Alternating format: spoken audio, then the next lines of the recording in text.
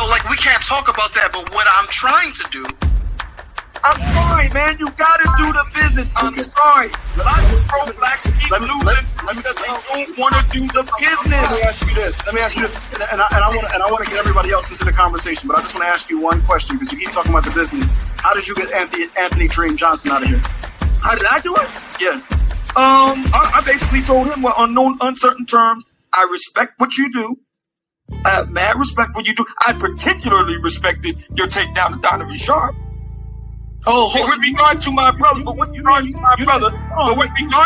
brother, Kevin Samuels, I don't think that you have any truck on this. Hold on, so you mean you didn't go spend a big bag of money and start buying classes and sit at the feet of Kevin Samuels in order to say that Anthony Dream Johnson can't be here? Absolutely You not. didn't do that? Absolutely. So why are you telling me to do that when You're not me. Because you're not me. All right, so I tell you what, Obsidian, I'm gonna go ahead. I ain't even hit the flush on you. I wish I had the flush. I wish you hadn't done that. I don't. We had done There's the that. flush right there. Obsidian, I love you, but you gotta go. All Let right. me say this. He says, I wish he had not flushed Obsidian because Obsidian. Static blackness. Is static blackness the prevarification that things associated with all blackness is one and the same? Static blackness is the assumption that all black people think alike and that we are unified in consciousness and thought. But if I had to write a book, and I might write this book at some point in my life, it's called They Were Forced into Oneness. Forced into oneness caused us to have a level of static blackness temporarily. But many times, as we see not only from the political scope, but also in gender dynamics, the understanding and the association with those under the African diaspora or descendants of slaves, we're not static in blackness, and neither are we one, because the conditions that we have are not endemic only to black men and black women, but also they are endemic to white men, white women, and also other ethnic groups as well.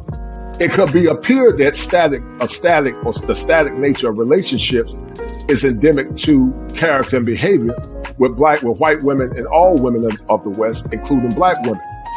But all too often, many times, when black men tend to take a course that's divergent from the stream of consciousness and thought that's synonymous to those that think we should think the same, there's always a bellowing and a negative sentiment associated with loyalty and race gatekeeping.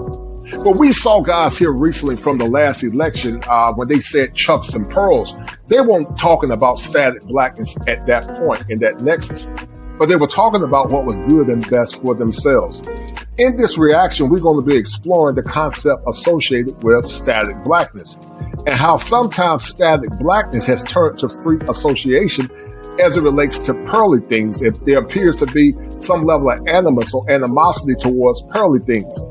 The free associations that you hear from some of these women or those from the pro-black circle, is it unconscious thoughts and unconscious motivations based on pain? Or is it their assumption or presumption as they ask or want black men to come back to the seat of servitude when they themselves have given black men nothing to come back to? As you guys know, I am an advocate for male empowerment. Many times they question me why I do what I do as a licensed professional. Some say because I allow women to come into this space that I'm pandering, but I'm not pandering. I believe that there are conscious women that are traditional, that are trying to learn. And those women want to come in and have a brief conversation and get a pulse of what men are saying. I have no problem with that.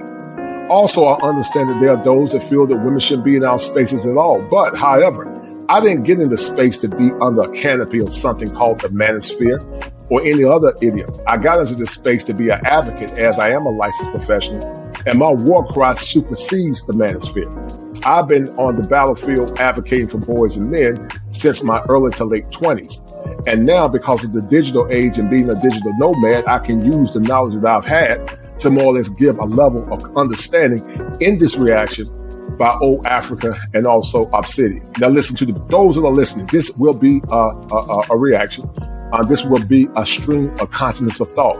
There will be limited interruptions in this show. If you want to donate to the channel, please donate to the channel.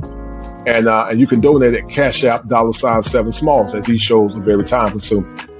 But from this conversation, I want you guys to ask yourself the question, are blacks unified? Are blacks one? Is Omuluyawa Africa right, or is Obsidian correct? Is static blackness a phenomenon, or should black men live their lives on their own terms? As I said before, guys, in the past, I said this is a place where as men, we may not agree on all things or ideologies, but we come together as allies. And I came to this section as a form or an ally to more or less give clarity and credence to the struggles that black men are currently having in this current milieu called America. Enjoy this show with limited interruptions. Donate to the channel and ask yourself the question, is static blackness a true phenomenon? Be well. But it's mellow madness, because you will ask yourself the question, what were they thinking about, the angry man, when they did what they did? And then you got to ask the men, what are they thinking about, the angry man, when they allow the behaviors of some of these modern women? All right, guys, we're going to get deep into it on tonight. We're going to get deep into it. And I'm going to have a show at some point talking about this whole concept about racial gatekeeping. I actually saw this stream pop up. I think it was on Sunday. It popped up in my recommended feed. And when I saw it, it got really interesting. The name calling and, the presumption and, sometimes the energy of one of the ladies on the channel that caught my attention. It's okay to disagree with people, but what I saw from the young lady Paris, in my opinion, it's synonymous to what a lot of women do to black men. They mommy them, they talk down to them, and they have a level, they lack a level of decorum that's beneficial to having civil relationships and civil discussions. But we're going to get deep into it. This show with Omowale, Africa, and Obsidian Mumia Ali. And this whole presumption, this whole need to talk about gatekeeping and Miss Pearly Things. I'm going to do a show with her at some point as well. And based on what I've seen, I got my own views, and we're going to get deep into it. So anyway, guys, enjoy this show. Donate to the channel. And before we donate, or before we get deep into the topic, I need you guys to do me a favor, because the robot told me bills got to get paid. Go feed that algorithm.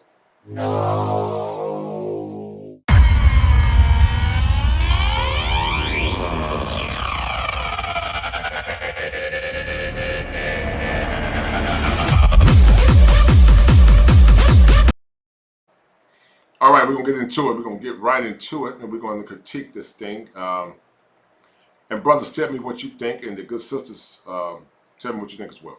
A white savior or white validation complex that we have within our community, that shout out to we need them to legitimize our things. So we need them in our space so that they can validate or legitimize what we're doing.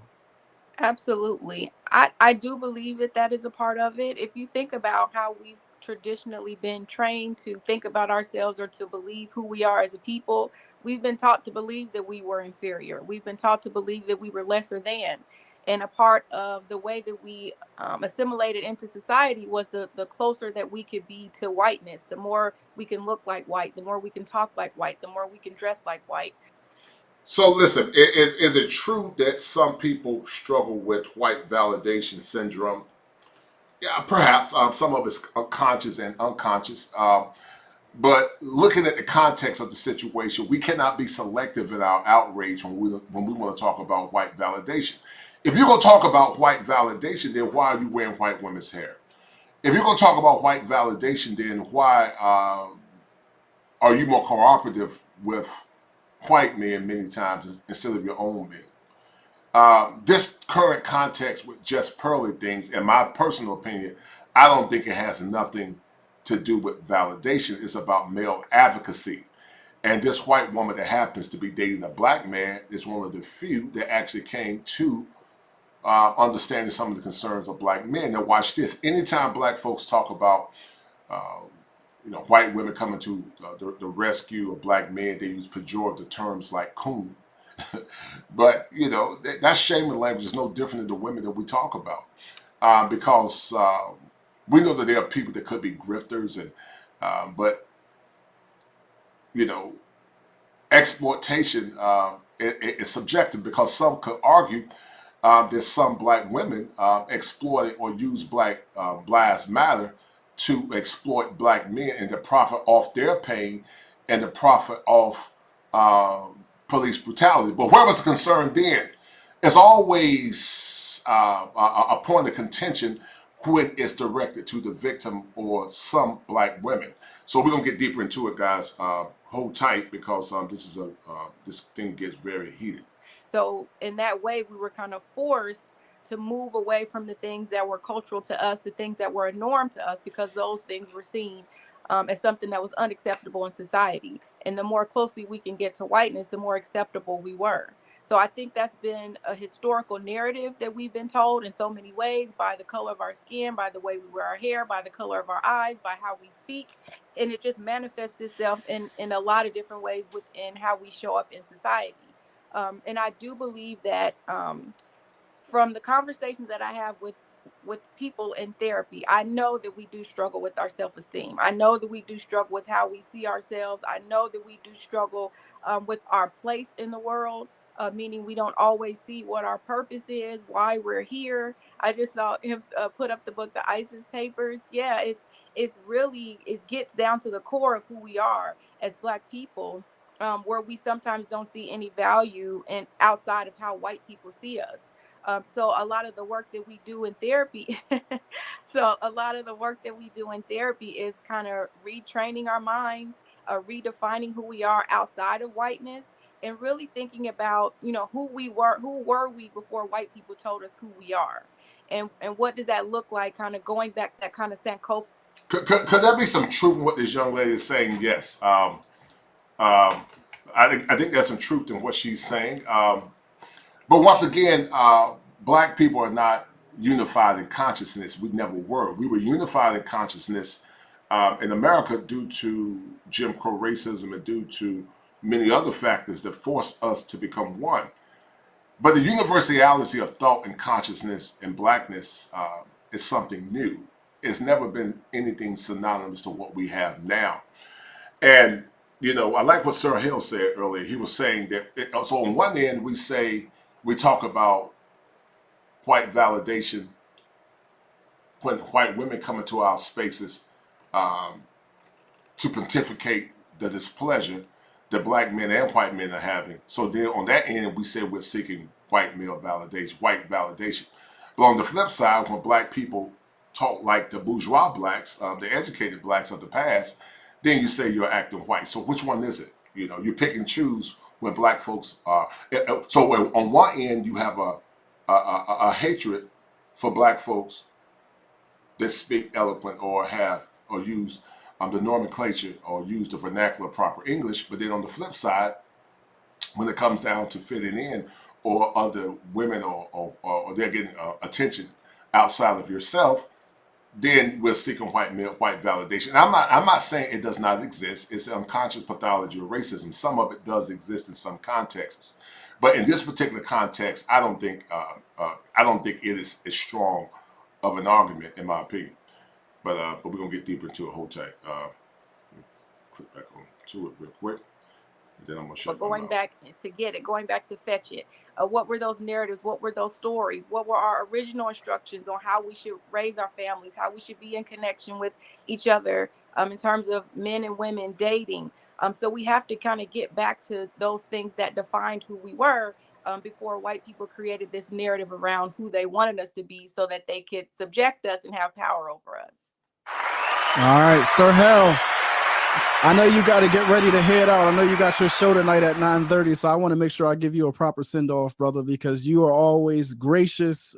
You are one of the most brilliant and consistent content creators that we have in this space. You're one of the new voices that I enjoy listening to when I'm commuting to work. I listen to Sir Hell in the morning, so I just want to allow you just to give your closing remarks and any words that you can impart that will bring us all closer together. The floor is yours, my brother.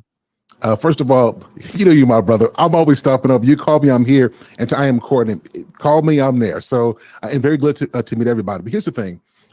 No, I don't believe that we are looking for white validation. I do not believe that. I think that is a very scholastic, philosophical way for us to divert from the real issue at hand. We needed validation from our dads, and we needed it from our mothers.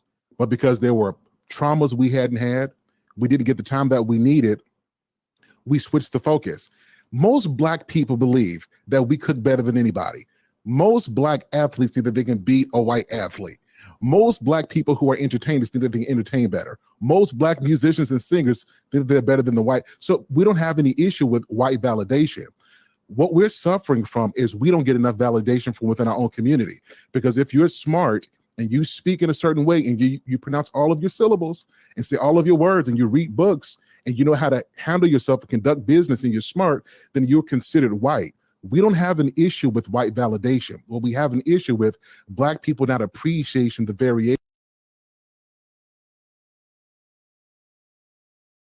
we come in. And I think that if we get back to that, where I can respect my black person who's wearing a baseball cap, as well as the first one who's clean cut. I can respect a sister with her hair pressed, and I can respect a natural sister. No matter what shade we come in, no matter what class we come from, I respect you on the basis of that you're human, and then I can connect with you because we have cultural experiences that we share. So I don't think that this issue is about white validation in as much as it is about we don't celebrate each other enough.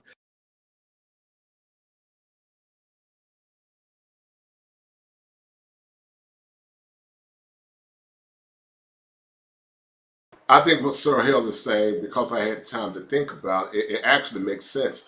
Listen, in this current world that we live in, this issue currently, as it relates to gender dynamics, supersedes the spurious notion called race or racial issues. It supersedes that.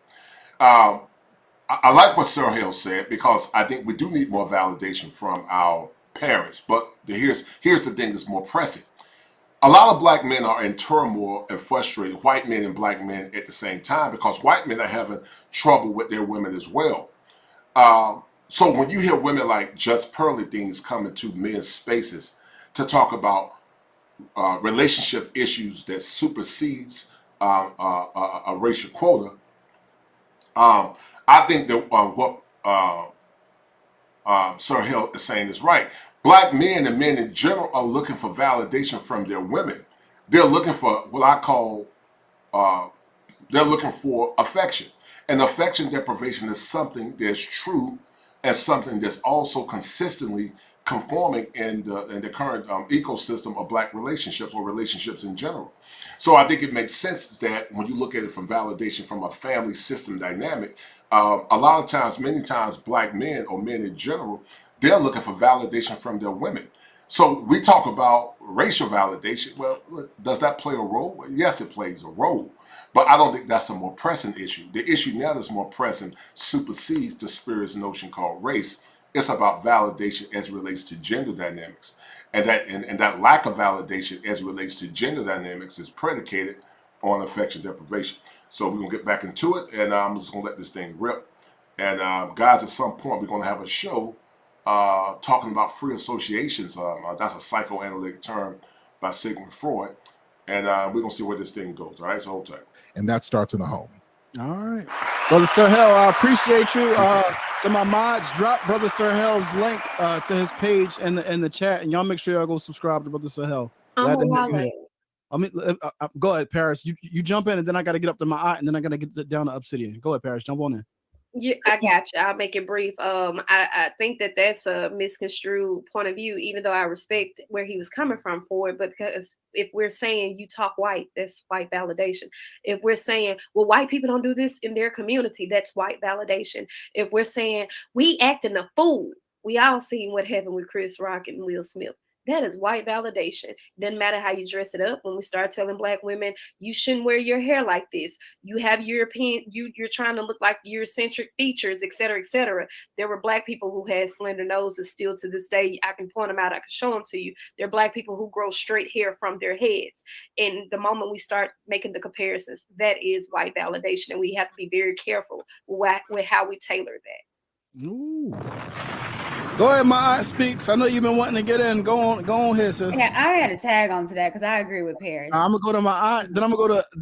I gotta swing Obsidian because the old man is here, and then I'm gonna swing to you, Court. I'm sorry. I'm trying my best to moderate. Go ahead, my aunt. You go ahead and jump in. Yeah. So I wanted to go back to what the clip that you showed, and understanding that this is all just exploitation, right? So it's exploitation of black people, exploitation of black women. So we have to understand the whole idea of like exploitation, and Brother Emo made a good point of where that comes from, and also that's what we're doing to each other. We're exploiting each other in our communities. And then what happens is you have white people who study our communities and know that they can come into our communities and further exploit, and then we don't gatekeep. But we also have to understand the mindset of the white person, of white people, and how they come in to dominate. They are not coming in to collab. They are not.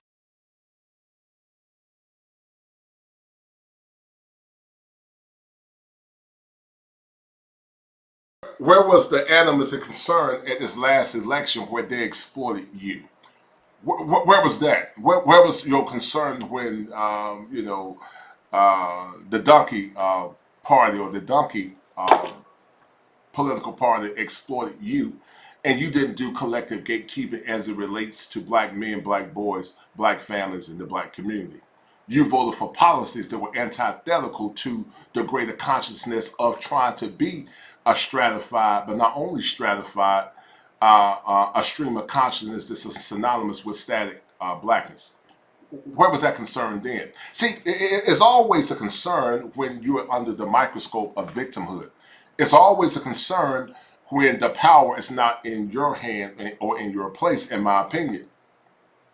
And that's why I have a problem with the selective outrage and the selective victimhood. The young lady Paris, like I said, I can see both sides. I see where Sir Hill is coming from, and I can see in part where she's coming from.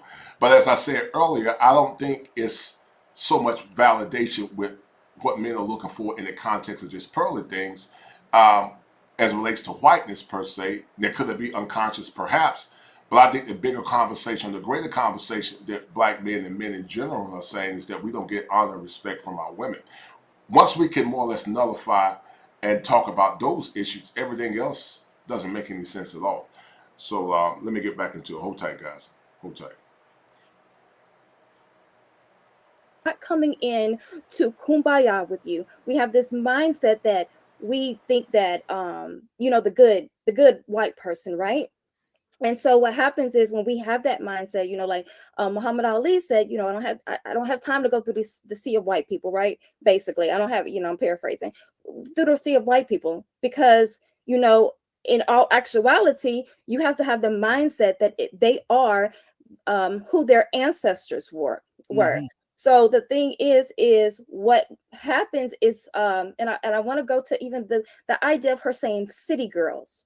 So I don't know if anybody's familiar with the video of Lee Atwater, right? Where he was on the Reagan administration, and he said that we can no longer say nigga this, and this was in 1981. So in the 50s, you could say nigga this or whatever. You could use certain words to let other races know that propaganda, right, for the racists to know to vote for you, things like that. And so what happened is they had to start changing their verbiage. Right. So they had to start changing their verbiage. And this is another example of that happening in this social media, because everything is a micro of the macro. So they're coming in not only to dominate, but they're also exploiting you and also using certain language, because they're still niggering you basically by saying certain words, by using certain things, by even saying certain things about black women in the exploitation. So we have to deal with the exploitation that's coming from our own communities. That's one, because we don't value ourselves. We don't value our communities. We don't value our relationships. So what happens? We let other people come in, and they know that we don't value those things. They know that black men are not valuing the black woman, and the black woman is not valuing the black men. And then how it goes further is then we as black women start even further exploiting ourselves.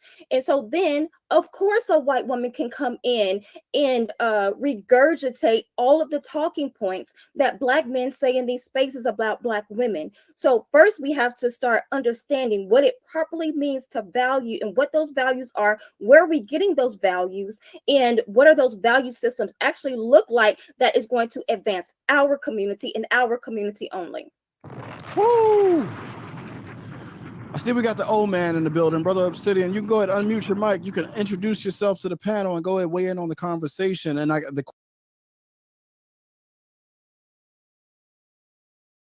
once again, guys, here's the problem with that whole thing. There is no community. It has not been a community for years. Until we address the issues associated with the power dynamics in black relationships, until we understand or more or less give black men their rightful place as leaders, there is no damn community. We keep saying the community. There is no community. This mythical community that we talk about is always front and center when we're in a state of crisis. But when we're in a point of power, then you forget all about the community. You only think about yourself. And that's why I have a problem with the hypocrisy. That's why I like what Shay said. I saw a show she did earlier, and I'm going to critique that as part of this show at some point with just Pearly Things. You talk about gatekeeping, but you wear the hair of white women in the pursuit of validation. You do other things associated with Eurocentric culture, but on the flip side, you talk about community and you talk about building and you talk about white racism or whatever. It makes no sense because you're selective in your outrage. You got to be consistent, and until you become consistent, this is a moot point because black folks are not unified in consciousness. Neither are men. I don't agree with everything most men say in these spaces, but I agree with a lot of things that they say. And they might not agree with everything that I say, and I'm okay with that. I don't expect them to agree with 100% of everything that I say. But we do understand that we're at a critical point in our society where black men and men in general are under attack. Our boys are under attack. So if anything is not consistent with rising or more or less advocating on the concern of black boys and men, I don't give a damn about,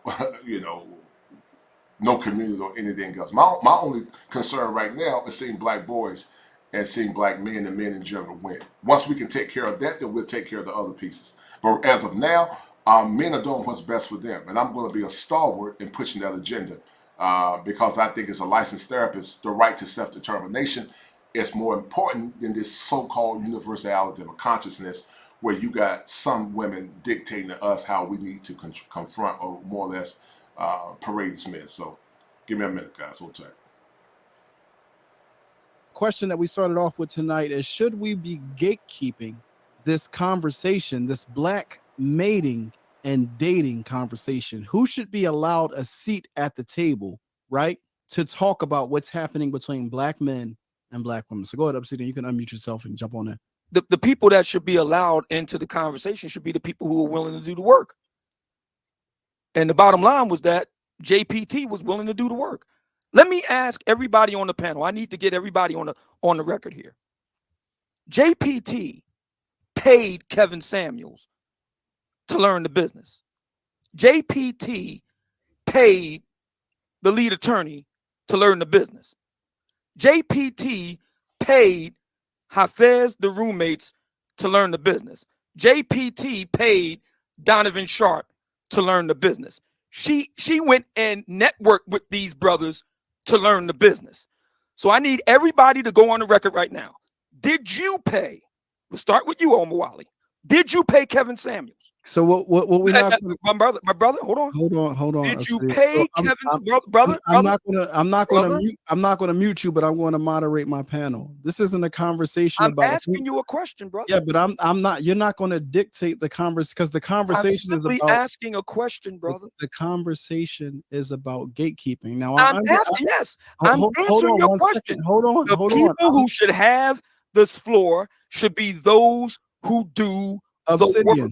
You are incredibly good at derailing conversations, and I recognize that is a unique skill set that you have mastered. But the conversation we are having tonight is one around us as black family. Yes, plenty black of family is not enough for you to be black, brother. You got to do the work. Wait. You got to do the work, brother. Brother, I just allowed you to speak. Hey, Pearl did the work, right? Hold on. Pardon? Son him out. Let me handle this. I answered the question. What did he say? Hold on. I need everybody to chill. All right, because if Son of Malk, if you jump in, the shit gonna get derailed. Let me keep it on Obsidian because I want him to be able to introduce himself properly into the conversation. Now, Obsidian, I'm going to answer for everybody. Why? Nobody Why can't cares they answer for themselves? because that's not what this panel is about. But that is what it's No, about. no, We're talking about just pearly things, brother. It's not. This panel is about black mating and dating and who gets to speak on those issues. And my response to you was, hold those on, who do the work get to hold on. speak. I just muted you. I want everybody to know that I muted you, right? I'll let you unmute yourself, right? But what I want you to understand is that this is a conversation that we're having about black mating and dating and what voices get to be heard. It ain't Those about, who, and my response to you, wait, brother, is it's not those who do the not work. about- it's not about the child of a millionaire coming to spread around pennies I agree. because Why what don't she you paid- outspend her because then? what she Why don't paid- you outspend her then? Pause. You got to pause. Why What don't she you paid- outspend her what then? she paid to listen. Why don't you there- outspend her there- then? There is no amount of outspending. Why don't you outspend her There is then? no amount of outspending. If you want to be heard, I'm gonna put. I gotta move him back because the conversation you show up and this is what you do.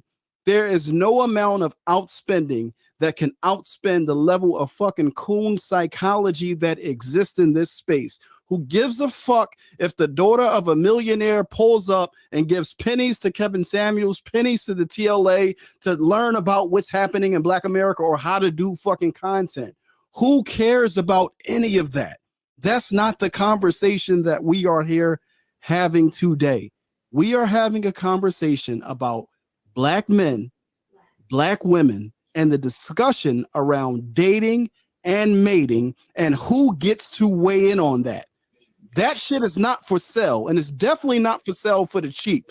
You don't pop into our community and say, because I've given a token to Kevin and because I've given a token to TLA, so now I can be a voice and post shit on my page about why black women are unattractive. You don't get to do that. Can I say something? Because Go ahead.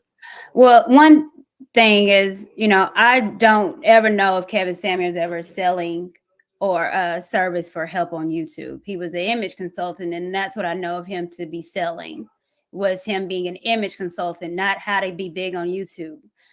However, what I do find is interesting is that even if she did pay for the help, which is great on her, a lot of people have paid. Shout out to Uncle Stu for TLA help. So it's not necessarily just because you paid, you're going to be as big as anyone else. So I don't think that's necessarily the discussion that we keep going on to. The question would be, why is a white woman paying black men to get in a black space?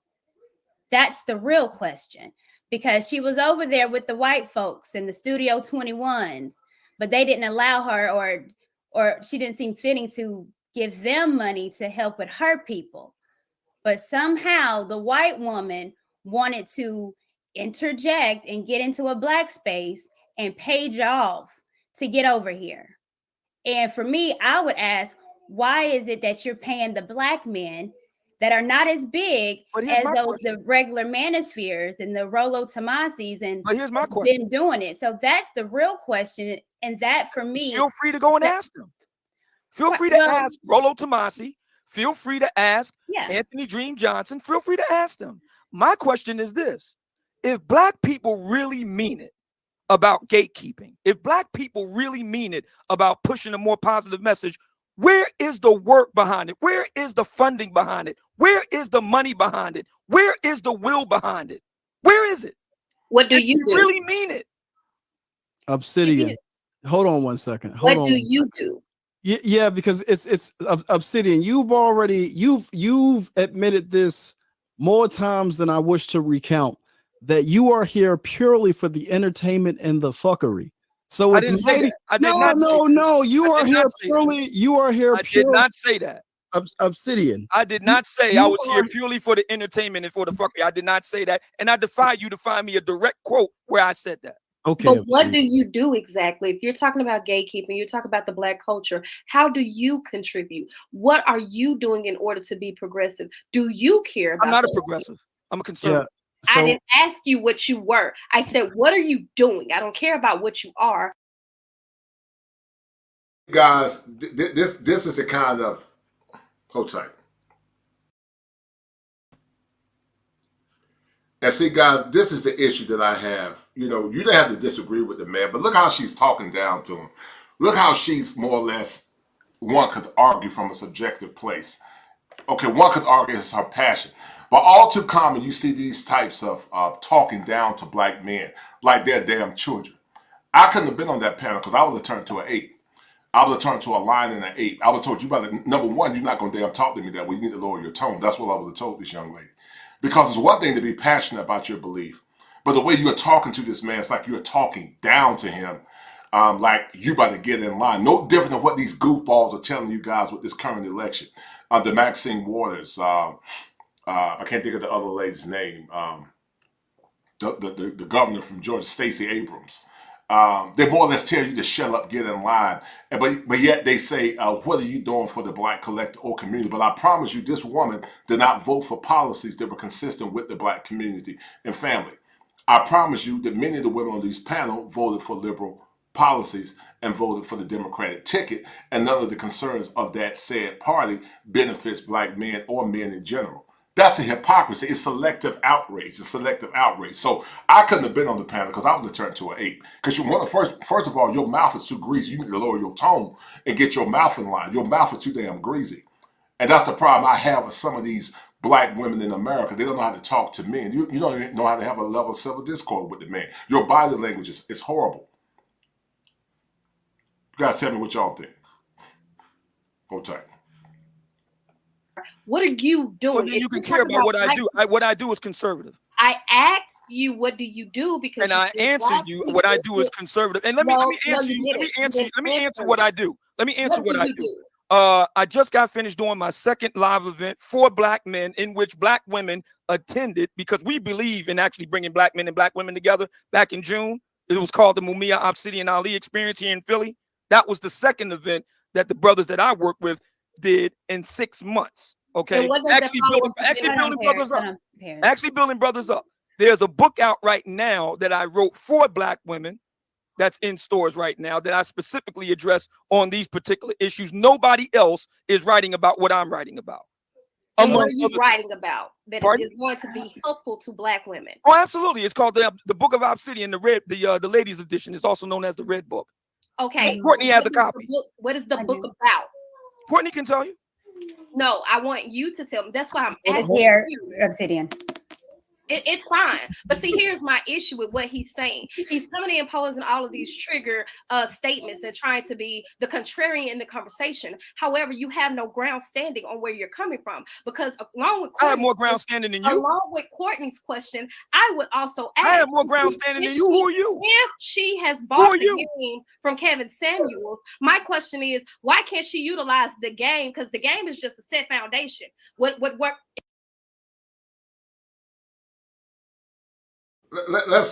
Let's be real, guys. Let's be real about this whole situation.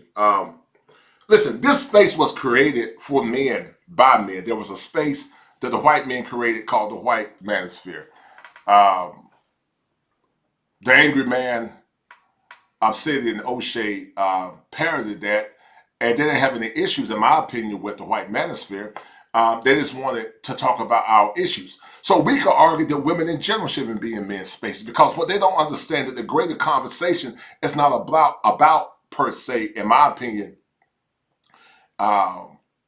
relationships per se. It's part of it, or racism. It's not about racism per se, but the greater conversation is about honor, respect, duty of black men, and having a better conversation about women knowing their place if they want to be in a relationship with black men. But then all of a sudden, women are trying to come in men's spaces to change the argument. Now, watch this. Someone said, well, Coach, you allow women to come in? Yeah, I'll let women come in to have a conversation if they are advocates for the cause of what this space was created for. But if you think you want to dictate to men and about, just like what she said, what about black women? What about black women? When Ice Cube tried to talk about an agenda that was synonymous to the black collective, your focus was only on what about black women? And so many times they always see themselves outside of the greater collective as it relates to us, because it's always the victim mindset.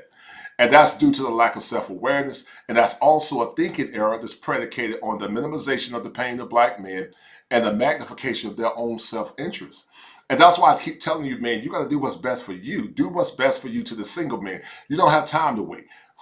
we determine what community we want to make. We determine what community is. We determine it. And I understand that some men are not necessarily ready or equipped with what's necessary. But do not let a woman tell you how to operate and to run your program. Because her energy is off-putting, man. Even if her intentions were right, her damn energy is extremely off-putting. And I would, a sit-in, it's better than me. Hold tight. Let me finish explaining this. Hold tight. If it works, it works. Why can't she tailor a different topic? Why does she need to get in conversations about Black people, period? Why can't a sister like you go and like Melanie King did and learn from Kevin and introduce a new conversation? Kevin's dead, baby. Hold on. Let me mute everybody.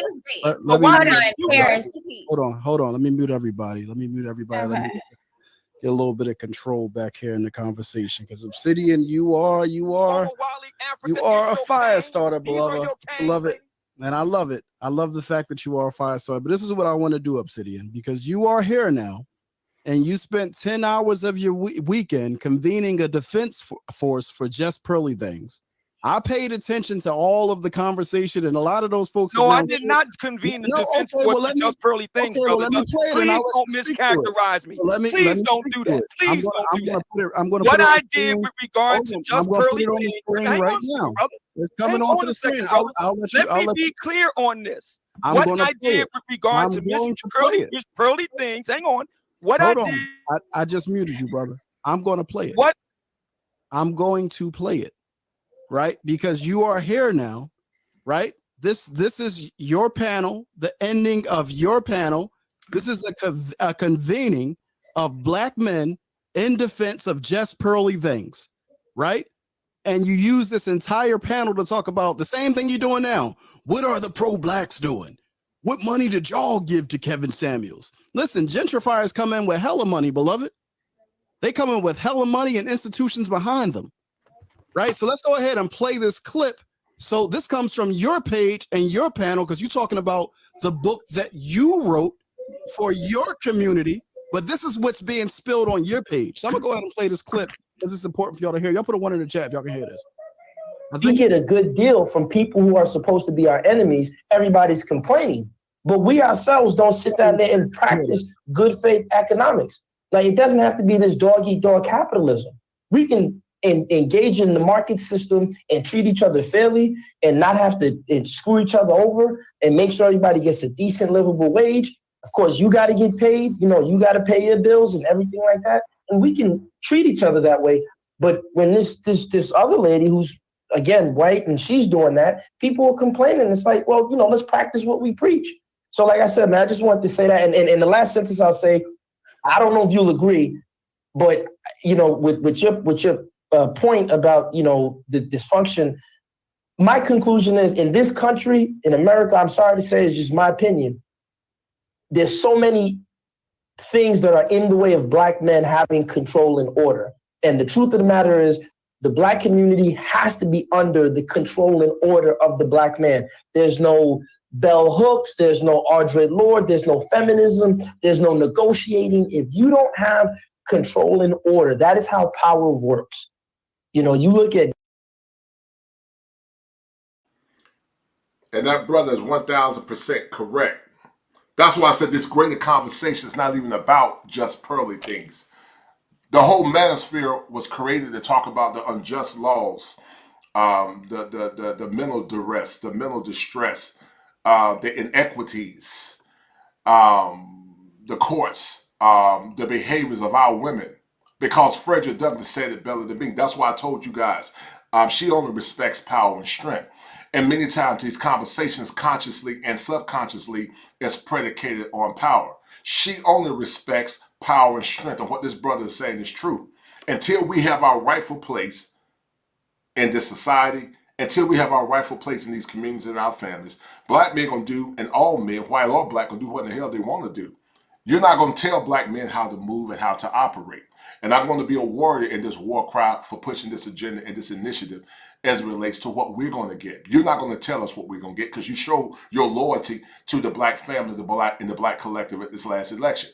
I promise you, over 90% voted for policies and voted for Democratic policies that were not consistent with traditionalism and family.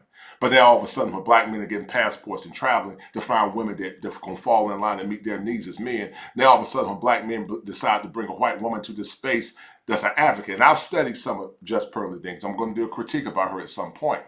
But I think the hate is more or less the concerns is based on free association. And one could argue it could be to them being upset that this woman is getting attention and they're not getting the validation because there's a subconscious level of hate associated with themselves to see the white woman is better. But that's my own take. I don't know if it's true, but it could be true, to say the least. Hold tight. Genghis Khan, Shaka Zulu, the Benin Empire. You look at any system, there's control and order. And until black men have that control and order and are having black women work alongside them, ready to work alongside them. You talked about stepfathers. Like, I listened to the whole debate, how they should be honored, right? And it's like, man, yo, this is real stuff. When that woman marries the stepfather, she falls under his control and order. She don't say, you can't talk to my kids that way. She follows his control and order. Black male Stepfather should be honored. But let me share something with you guys. It would be a bad deal for a single man to have no kids to get with a woman that got kids. If you women that are listening have boys, your son went to school, went to college, and bettered himself and applied themselves, you don't want your son to get with a woman that got kids by men or multiple men. That's an affront or a disservice to you. And many times, because the nature of women, most women don't want you to discipline their kids. They want your resources, but they don't want you to discipline their kids. So it's no honor in being a stepfather, especially in Black America, but I would say American men, white in general. Your best bet, if you want to set the template, is to start and establish your own family. If the kids are older, maybe if they're out of the house. But even then, you don't know, because some of these boys have become so estranged and relying on their moms, they might want to come back in. I would say if you want to have full power, start your own family. If you're going to get married here in America, get a comprehensive prenup. Make sure she's going to sign it, because it ain't about love. It's about business first. Love comes on the back end.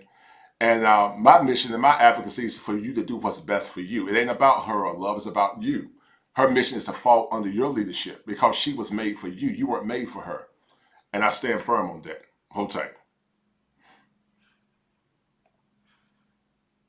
patriarchy has to be back to the forefront. I just wanted to shout you out, brother, and keep up the good work, man. Thank you. I appreciate it. Thank you so much. This is you, Obsidian Malik, with a $10 super chat. This is your panel. He says that white woman, meaning Just Pearly Things, will get married before all these black women in this space. That is more important than the race debate. Just Pearly Things has a black boyfriend. I cannot say that I'm surprised by that. Mr. Bobby Wright with the $5 super chat says, y'all notice these Gen Xer pro-black guys aren't married to black women. The few that are tend to marry biracial women. Peace and blessings. Yeah, Professor Tia said something about I want y'all to hear this shit. This is your panel, Obsidian, Saturday morning in defense of Just Mr. 10,000. You're on the air, Obsidian Radio. Go right ahead, brother. Obsidian, what's good, bro? How you doing, family? Go right ahead. I just want to say this, right? Listening to the conversation and everything, right? I looked at Shorty's channel, Just Pearly, right? I don't see anything wrong with her channel. I think what the problem is that we gotta stop trying to go at the messenger and listen to the message. You know what I'm saying? Even though she's a white woman, right? And this is gonna sound crazy, but I remember Tariq said this a long time ago, man. The white woman understands the black man's pain, bro, because we both was under this country's foot. You understand what I'm saying? White woman and black man both ain't have no rights in this country. We gotta look. We didn't know how to vote. We didn't vote. They ain't want us to vote. They ain't even want us to be empowered, to empower ourselves, to get into schools and all type of shit. So we gotta look at it right here, Obsidian, is that at the end of the day, if a white woman, because look, Ray Rice for a perfect example. I could bring him up right now. Ray Rice for a perfect example. Obsidian, I'm not gonna play the whole clip. You know you hosted a Kuna Palooza on your channel yesterday. You had a whole channel, 6 hours of black men pulling up to defend. Hang on a second, brother. What you calling other black men? See, this is the problem I have with pro-black conscious community brothers, whatever you want to call them. This is the problem I have with brothers like you. As soon as you run across somebody that you disagree with, now all of a sudden they got to be coon. Come on, man. Yes, cooning. Come on, man. That's what we just listened to. Weak. That's weak. These are you. That's weak. Shaming language is no different. When some of the pro-blacks say that goofy-ish, no different than when they say your mom is black, who hurt you? Because they are deaf. Listen, you can have a difference in thought because black folks are not unified in conscience or thought. We never were and we never will be. We were forced into oneness because of slavery and racism, but we were never one. Prior Africa, we were all from different tribes, different nations, different religions, many. Some was animism, some was Islam, some was Christianity, some was ancestral worship. But we always assumed that we're this hodgepodge of oneness.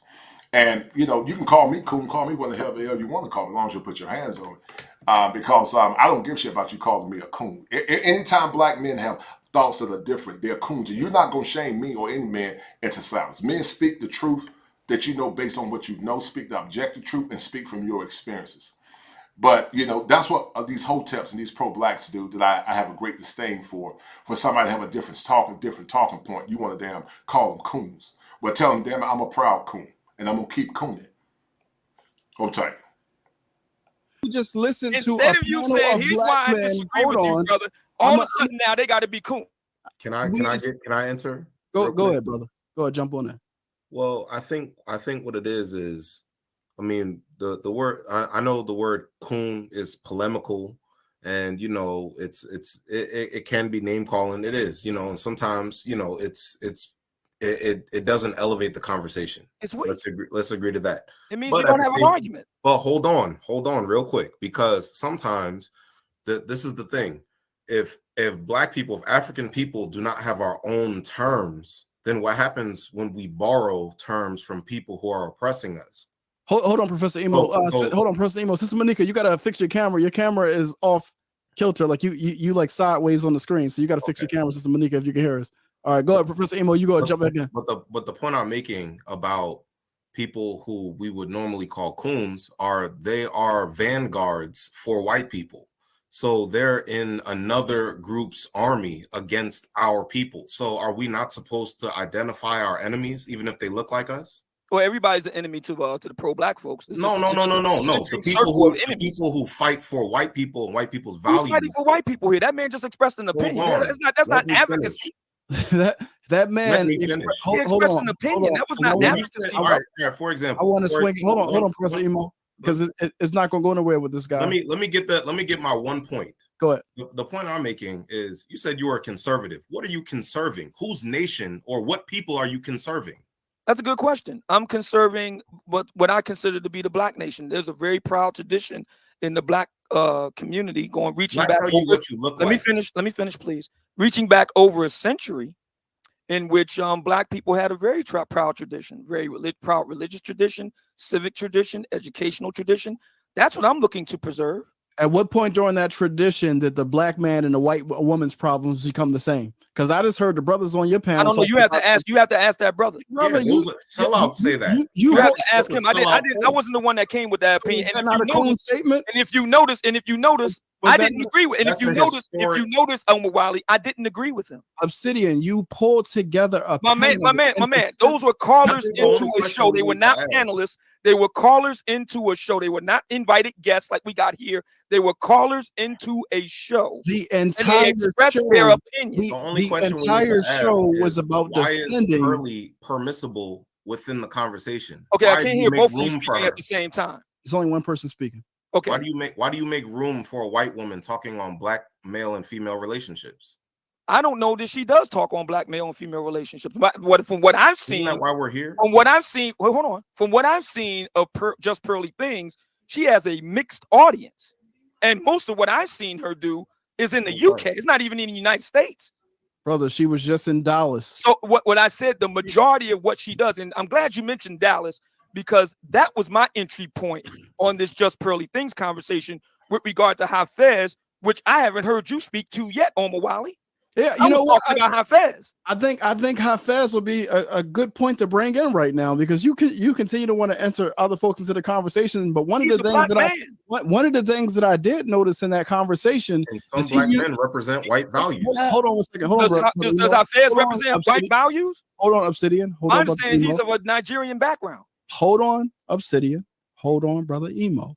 One of the things that Hafez said during that panel, which I thought was phenomenal, he said that if you want to sell juice, then it's better. It's a lot easier to sell fucking Kool-Aid than it is to sell the medicine. The more people that you want to reach, water the shit down. Give people water and sugar. The less people you want to reach, just go ahead and give them the medicine. Your girl, who you assembled a defense league for, was unabashed about the fact that, listen, I'm just trying to sell Kool-Aid, and this black female fuckery is as purple Kool-Aid as it gets, and it's exploding the shit out of my channel. Yeah. And instead of y'all addressing that there's a white person who's clearly has fucking colonizer and gentrifier agenda coming into our space to exploit our pain, y'all want to have a conversation about what are pro-blacks doing? She paid Kevin Samuels. Like, yo, is our dignity for sale? It's giving Christianity. May I answer the question? No, I want to welcome my brother Q Butter into the show. My brother George Macon. Brother George Macon, go ahead and unmute your mic and jump into the show. George Macon going once. George Macon going twice. Passing the mic on over to Q Butter. Go ahead, Q Butter. Unmute your mic. Jump on into it. What's good, black family? What's good? What's good? My voice twisted. First and foremost, ain't no white people allowed in the conversation. I don't know who let that white chick in with the raisins and the mashed potatoes. I'm gonna be honest, like, you know, I try to engage in conversations with people who are divestors, people in the manosphere, but I will say, divesting, manosphere, all them people be attracting white people. That's just the reality of that shit. I blame you, O'Shea, because you got mad, angry black people over there, black men over there crying with violins out and shit. Yo, son, she got her weave, son. She don't listen to me. She mad aggressive, son. And then the Cynthia G side be like, these niggas is mad ignorant. I bought these niggas, son. And white people be like, yo, boy, I'm joining these niggas, son.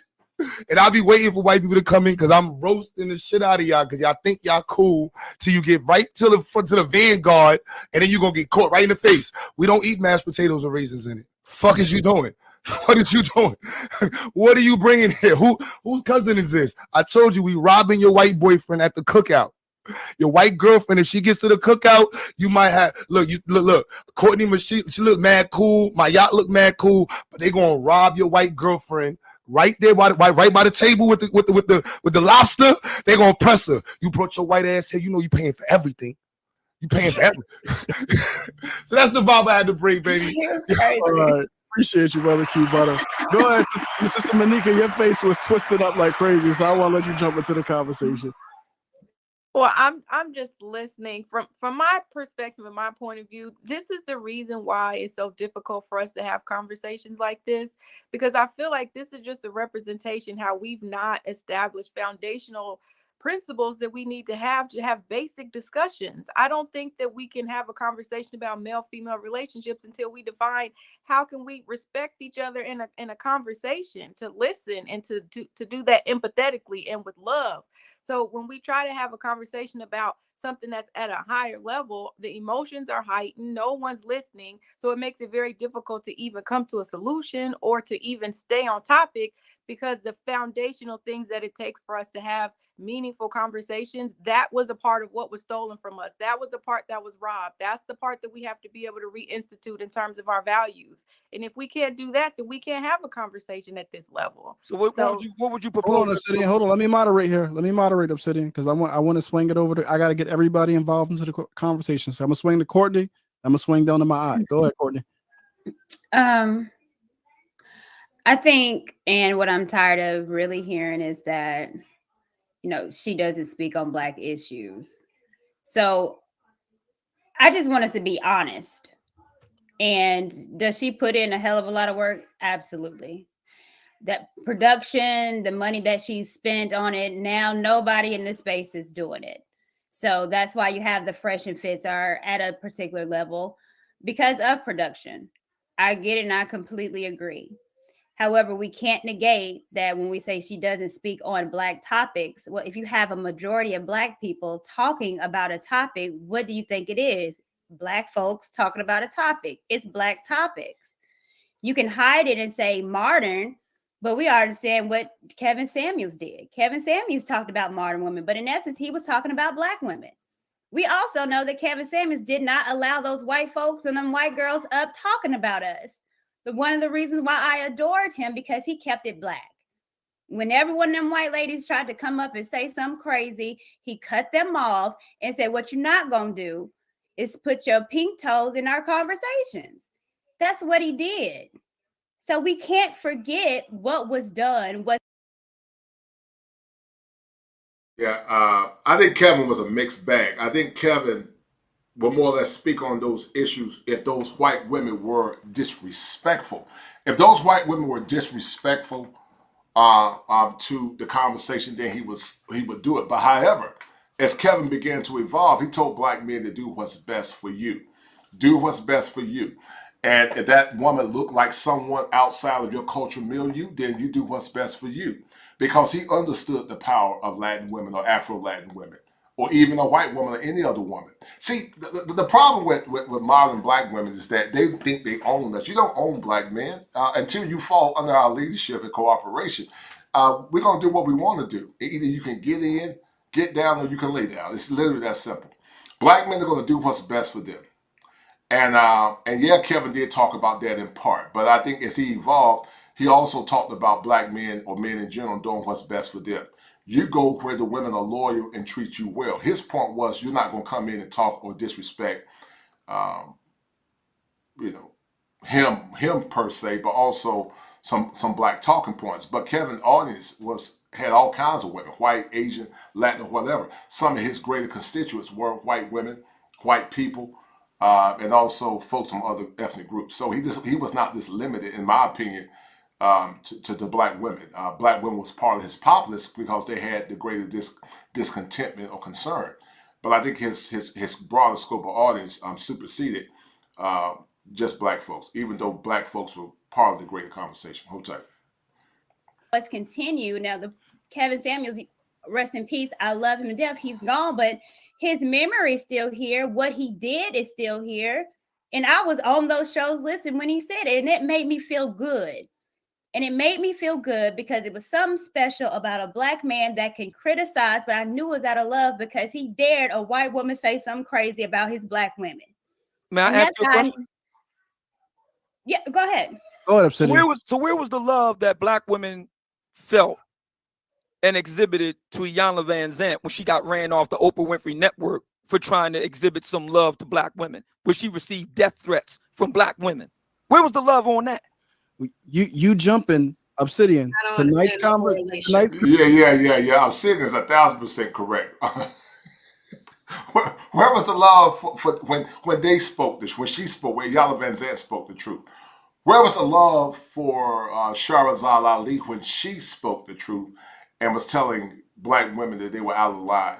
See, this conversation, guys, from Iyanla Vanzant, even though she evolved and she was not a proponent Shahrazad Ali in the 90s when I was a teenager.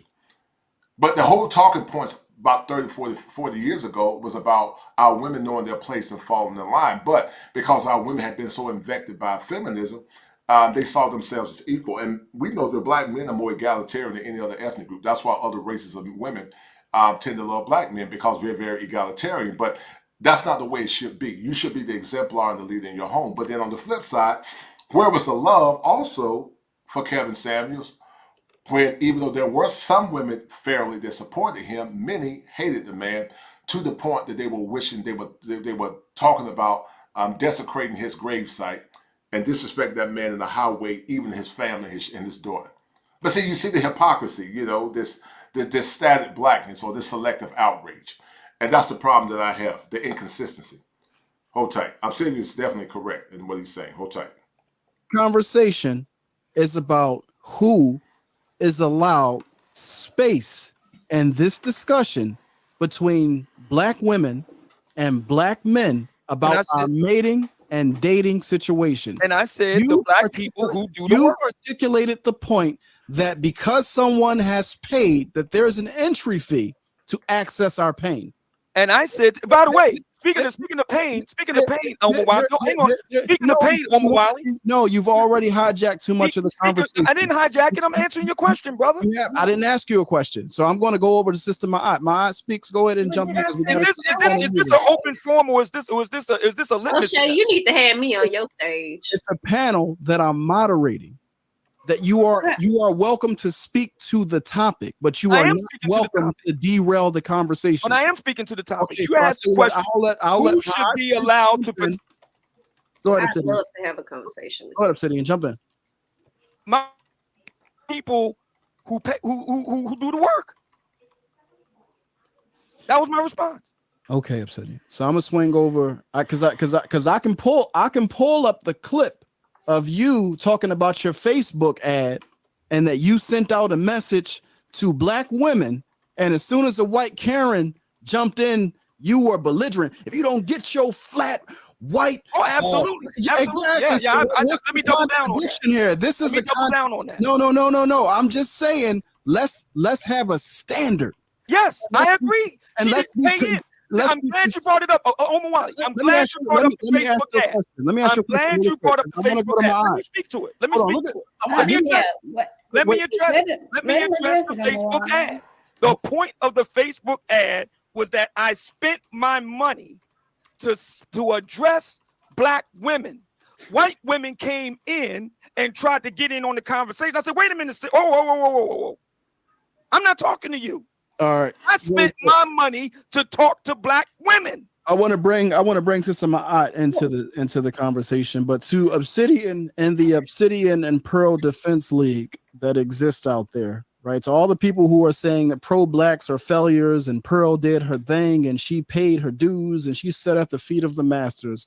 Are y'all okay with this white woman using her platform to post shit like this? The reason why black women are not desirable, because she's in the middle of our conversation. And if we so if this, because you got to recognize not everybody in the conversation is trying to push for reconciliation between black men and black women. Mm-hmm. There are some people in the conversation who just want to cause pain, and the pain is actually or make a buck, or the pain is where the money is, and that's the side that you're just pearly white exist on. That's the side that a lot of people in this space exist on. Black women, for them, are just a fucking trope.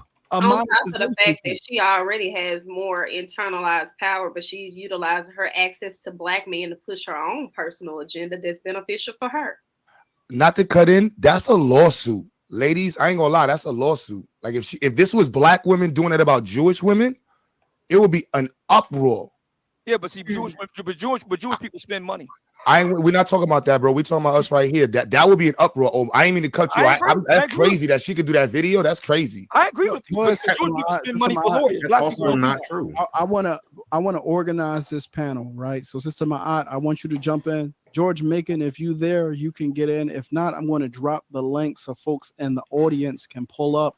I want to thank Brother O'Shea Duke Jackson for being the sponsor of tonight's panel. He done sent several super chats, and they are in this UGX money, but I know that red means it was more than 100, so I want to say shout out to Brother O'Shea Duke Jackson for being the sponsor. I also want to shout out to my sister Awa for sending in the $100 Cash App. I want to say shout out to Jason Ellis for sending in the $5 Cash App. There's a bunch of Cash Apps over here in the background. I'm going to get to them, but I just wanted to say before the stream ends that O'Shea Duke Jackson is the sponsor for tonight's stream. So I want to thank that brother for sending in. I don't know how much money it was because it was UGX, but I know that red means it was more than $100 US. So go ahead, Sister Ma'at speaks. You go ahead and jump in. Yeah, so shout out to Awa for the cash out. Appreciate you, sis. So I wanted to first address the assumptions that are made about people not doing the work or putting in the work, because it is linked to status, it is linked to value, it is linked to what we want to see as flashy. You know, that's why a lot of, even when it comes into the YouTube spaces, people are looking at people's subscribers before they work with them, right? Like that's linked to status, that's linked to value. It's even so there are a lot of grassroots organizations that are working, that are building, that are working to get to, and it is for the next generation, right? Like we're working to help the next generation, but because it's not flashy, because it's not for all to see, because those things are not built for the public. You don't do that in front of everyone. You don't show it on YouTube. And so what happens is a lot of people don't value it. They don't value the grassroots organizations. That's why a lot of us who are a part of grassroots organizations are trying to figure out how to raise money, because most people don't value those organizations. So we have to really think about what we're saying. We're saying that if you're not tied to money or to status, then you're not doing anything. And I will address the comment that was said, Melanated Vessel. She's kind of I'm not gonna say that. But I know that when it comes to because you have to, sometimes people listen to disagree, because I clearly blamed all of us who are in participation. So let me last time at the end, I think it was like towards the end, I said that Black men are hypergamous.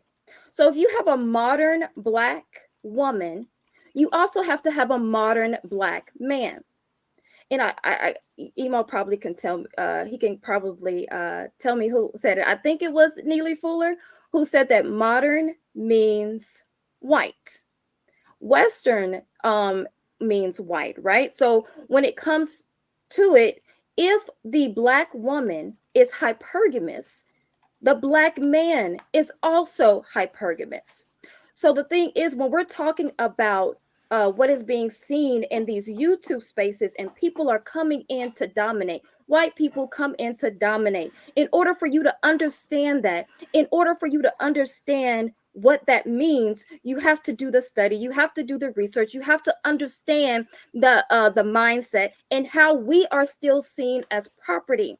So what happens is, if you you still have a European mindset, which means it's linked to quote unquote progress, it's linked to what you see as progress, it's linked to their values. You also see us as property. Black women have always been put up in the forefront as to objectification. So in these spaces, Black men do also objectify Black women. So what happens is, not only do Black men objectify Black women, we also objectify ourselves. Case in point, WAP, right? That's objectifying yourself. So I'm not going to only blame Black men, I'm going to also blame Black women, because we are also participating in this. So what you have to understand also within that is how is what you value. Who told you? Who sold you your value system? The white man sold you your value system, and you're constantly participating in it. You still are treating yourself as property. So if you want to understand my views and not only just go off of when I was talking to Black women about their ego, and you took offense about the Black woman's ego, because we do have an ego, go over to Ma'at Speaks and understand what Ma'at is. Understand the principles of Ma'at, and you will understand its balance. And that is getting the Black man and the Black woman together and correcting this thing. Ooh, Ma'at Speaks in the building. Courtney, you were supposed to say amen after that. Amen. Amen. Hallelujah. Yes. Hold on 1 second. Let me share this on the screen right now, because Paris, I want you to speak on this, because Paris is a truth teller. You are a truth teller, my sister Paris. And George Macon, I've been trying to get, I see you over here texting me, beloved. I don't know if you over there eating ham hocks and collard bones or what you got going on, brother, but you're supposed to have been on the screen. You're supposed to be here at 8 o'clock.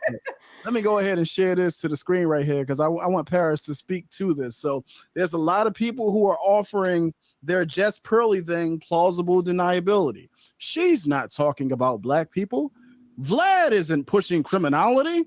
He's just giving up a platform for Black dysfunction to display itself, and he's getting millions of views off of it. Well, what Pearly Gates is doing the same thing. Listen,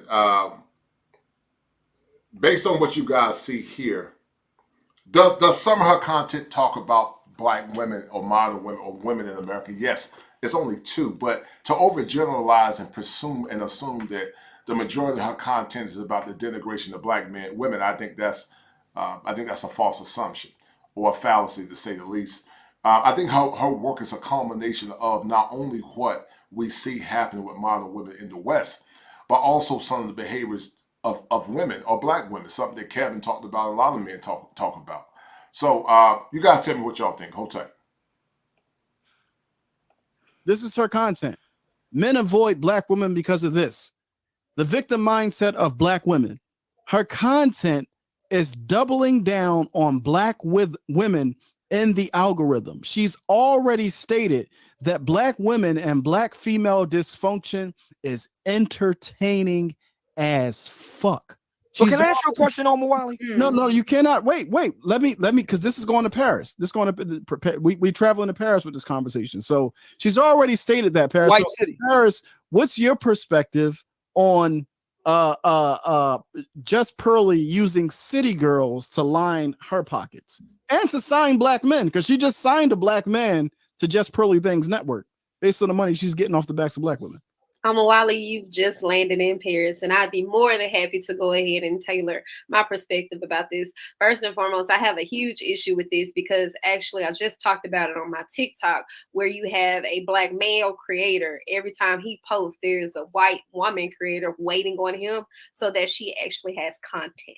And that's exactly what's happening here. Nobody can convince me that this woman is in black spaces and frequenting black spaces, and nobody can convince me that the men that are listening to her are entangled with women such as myself, Mahat, Courtney, none of the women on the panel. Nobody can convince me of that, because if you were, then you would be replicating that you have more respect for us. You would be embodying the fact that you are more praiseworthy of black women because you're surrounding yourself with the black women in those types of likeness. But what she's doing is she's perpetuating a small micro-sized replication of what black women she thinks look like. But even with that, it's literally fictional. Even if you were to look at Young Miami and you talk about the things that they do, they say all the time they do it for entertainment. They're very vocal about that. Even if I don't necessarily agree with them pushing the music, Young Miami herself just tweeted she's not fond of being a rapper. She doesn't want to do it. It happened on accident. Same thing with her counterpart, JT. JT is very vocal about the fact she loves being around her man, her black rock star man. She loves being up in the house, put up. She can't do anything else but enjoy the fruits of her labor of waiting on him hand and foot, because she knows that he's taking care of her. However, you guys are so concentrated on the media, you forget to do your research. And for some man that comes off as so educated and you think you're so well versed, I would advise you to do your research on all of these people that you have such this harsh opinion about, because you're putting yourself directly in the line of fire that doesn't correlate to anything that you actually like. It's almost as if researching statistics, knowing that the same statistics you go research, I can go find some that's in the opposite of that. It's literally that you're directly going to find information that suits the agenda you want to push. And the fact that we have black men backing her, wanting her in these certain spaces, and then you have the audacity to complain about hypergamy. You have the audacity to complain about feminism. You have the audacity to complain about black women victimizing themselves. Where the hell do you think we got it from? Woo! Shit. I don't think I want to go to Paris no more. That was an expensive ticket anyway. I do want to swing it down to my guy, the George Macon experience. George Macon, if you don't unmute your goddamn mic and get on camera, are you there? George Macon, you just taking up space. Like you, this guy. Go ahead, Obsidian. You go ahead and jump in. I just wanted to ask a question here. So okay, yes, sir. I asked a question earlier. Mm-hmm. And you refused. You just patently swatted it down. So I just want to know, what's the end game here? What is the end game? I'm glad you asked. So this is for me. Because wait. Go ahead. Let me answer it. Go ahead. Ask the question. What's the end game? Last week we started a conversation around high value relationships, which takes high value people. Wait. You were here for that conversation, and I said it takes high value people. Can I answer the question, brother, without you interrupting me? Go ahead. All right. We started this conversation last week around high value relationships. It's about evolving and elevating the discussion between black men and black women. What Kevin was trying to do, if you go listen to his last video, Modern Women Are a Party of One, he was trying to elevate the discussion so that black men and black women to get together.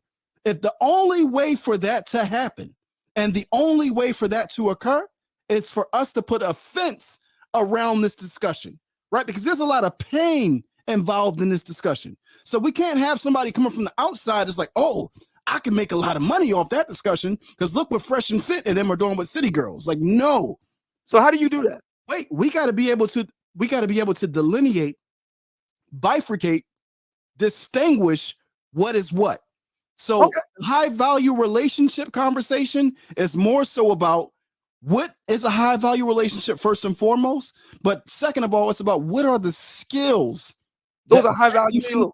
Wait, that black men and black women need to acquire in order to build one. But that by the time you get to that age, it's too late. So are you not trying to, hold on, Obsidian, I thought you were invested in building black male and female relationships. I am with people that's already let me answer the question. Go ahead, bro. People that are already there. Let me use an analogy. No. Let me use an analogy right quick. No. Because there are young black men coming into the manosphere every day. And there are young women being swept away into the divestisphere every day. Well, so I can't speak to the divestisphere. I can't speak to that. I can't speak to that. We have to create a space. Well, hang on. Where younger people. Let me speak to my role in it. Let me speak to my role in it. Go ahead. My biggest audience is 35 to 44. Okay. So I don't have a big audience of 18 to 25. I just don't. I don't have a big audience of that. I don't have a big audience of 25 to 34. My biggest audience is 35 to 44, 45 to 54. If you go over to the Lapeep channel, you don't see no 18, 21-year-olds, 25 years old. These are solidly middle-aged black folk. The fight is in the middle-aged black folk. And my argument is I work with black folk who are already want to work with me. I ain't trying to convince nobody. I ain't trying to train nobody. I work with people who want to be worked with. You wrote a book for women. You're definitely trying to convince people. You're trying to train people. If your book is instructional, that's exactly what that is. And to say that your main audience is not 18-year-olds. Well, first of all, have you read my book? I don't have to read your book. Oh, no, yes, you do have to read my book. If you want to tell me about my book, you do have to read it. You do have to read my book. Nobody knows who you are. You just a face on the camera, sis. You do have to read my book. You do have to read my book. Yes, you do. Obsidian, you do. Hold on, Obsidian. If you don't know what Paradise is, you should check in with her. She's actually doing phenomenal things for the younger generation, right? Those zillennials. She's having conversations around mating and dating, which is why she is here today. But the point I'm pretty sure her husband's very proud of her. The point that I want to raise is this. And Sister Monica, I see you in the back trying to get hold on one second. I gotta boot a couple of y'all out so Sister Monica can get back in. So don't nobody else join until Monica gets back in. If y'all don't see Monica on here and y'all join, I'm gonna ban you from my back chat forever. Like forever, ever, you will be banned. All right. Play with me if you want. So don't nobody else join the system until Sister Monica get back on, because I got to get her back on the screen. But Obsidian, you asked what's the end goal here. The end goal is to create a space, right, where we can have healthy dialogue about black female and black male relating dynamics. The goal is to provide our people with the skill set. This is for the people who want to be in relationship. I've been married for 10 years. Obsidian, you've been married for 12 years or been in a relationship for 12 years. The goal is to give the young people the skills they need to better relate. The goal is not to exploit the dysfunction in our community. Okay, right? So if that's the goal, then how about becoming competitive in the social media space to where you just simply crowd out the Just Pearly Things and the Derek Jacksons who also profit off the pain of black people? Why don't we just be really good, so good that you crowd all those other people out? Yeah, so I'll say this, and I'm gonna open up the panel here. Before I open up the panel, I want to thank all of my panelists for pulling up tonight. Sister Monica, I'm trying to get you back up, but people keep trying to fill up the back room. I'm trying to get you back up here. I keep booting people, but they keep pulling up because I wanted Sister Monica to be able to at least for closing.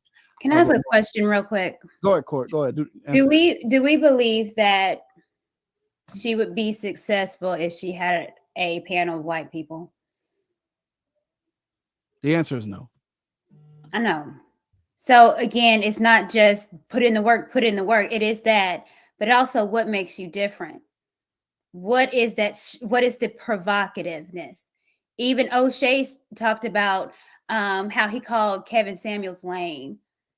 And Kevin Samuel had to be his original self and talk like he was talking when he was doing panels back in the day and bring that energy and that of him to the forefront because it was more provocative. If we're going to have these conversations, we got to say it in honesty and in truth.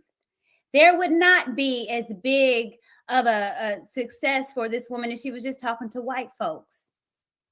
And if we're not going to be honest with that, then there's no conversation to be had. We know that it looks crazy and we want to know what this basic broad that's white is talking to city girls. That dynamic in itself is shocking. And no one's done it before. That's also a part of success.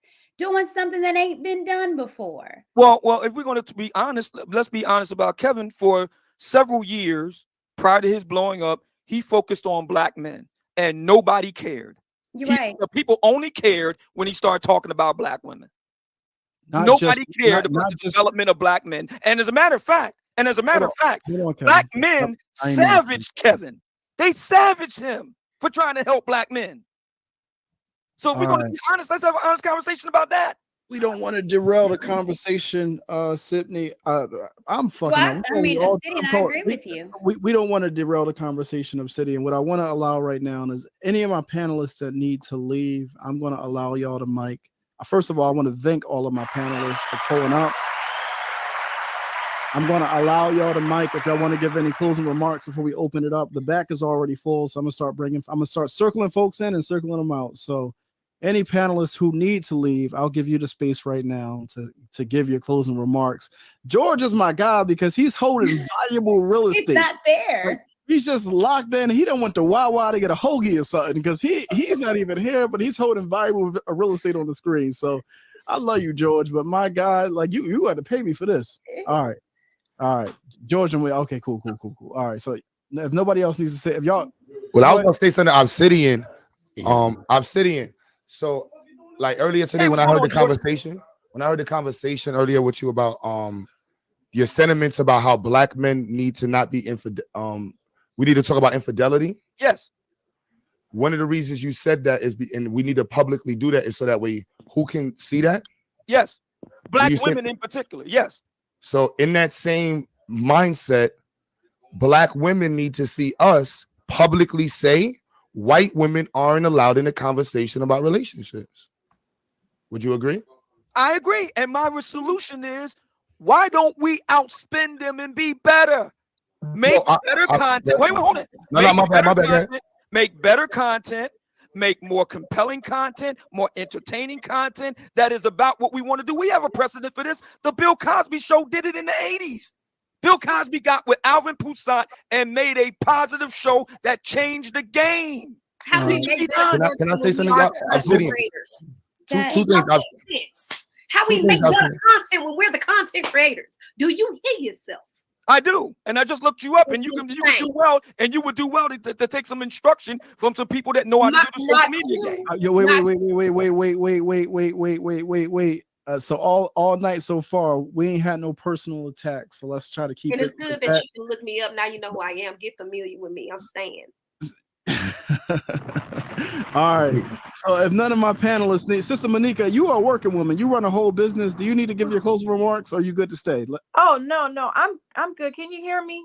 I hear you loud and clear. Yeah, can I respond? I don't know what's going on. I've just been going in and out all night. But all right, I'm gonna let you respond, but before you're gonna be the last response that I give before I read the super chats, and then I want to start circling people into the conversation. I was gonna go after her. leave after her comments.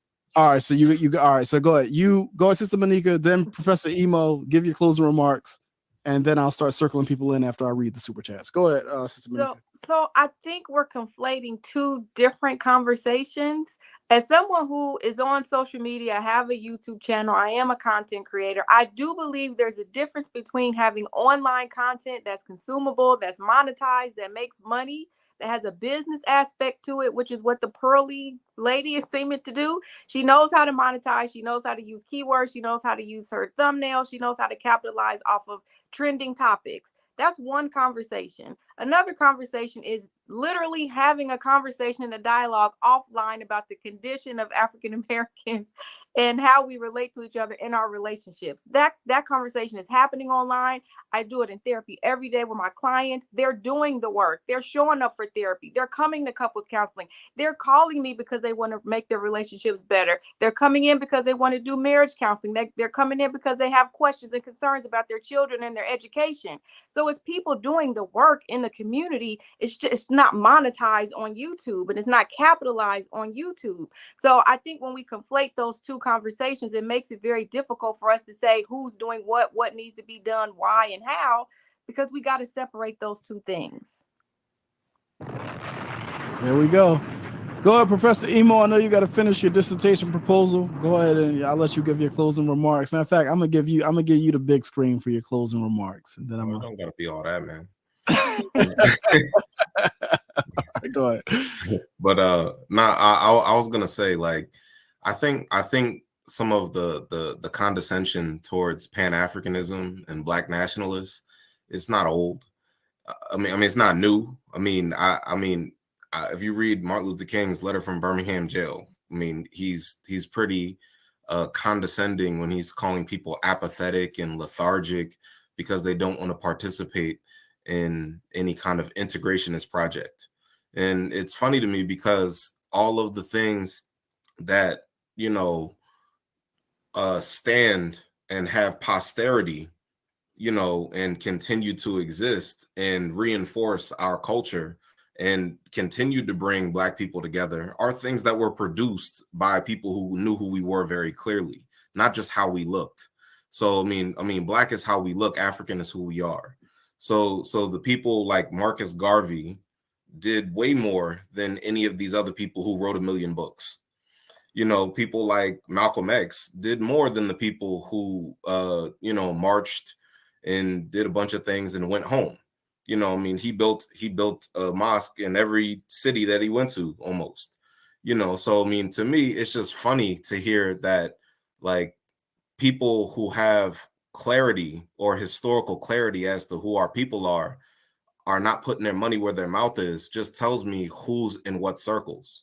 People confess to what they're not doing or who they're with, you know. And I think this white woman being on YouTube, you know, trying to infiltrate or intrude or insert herself into certain conversations is part of what comes with integration.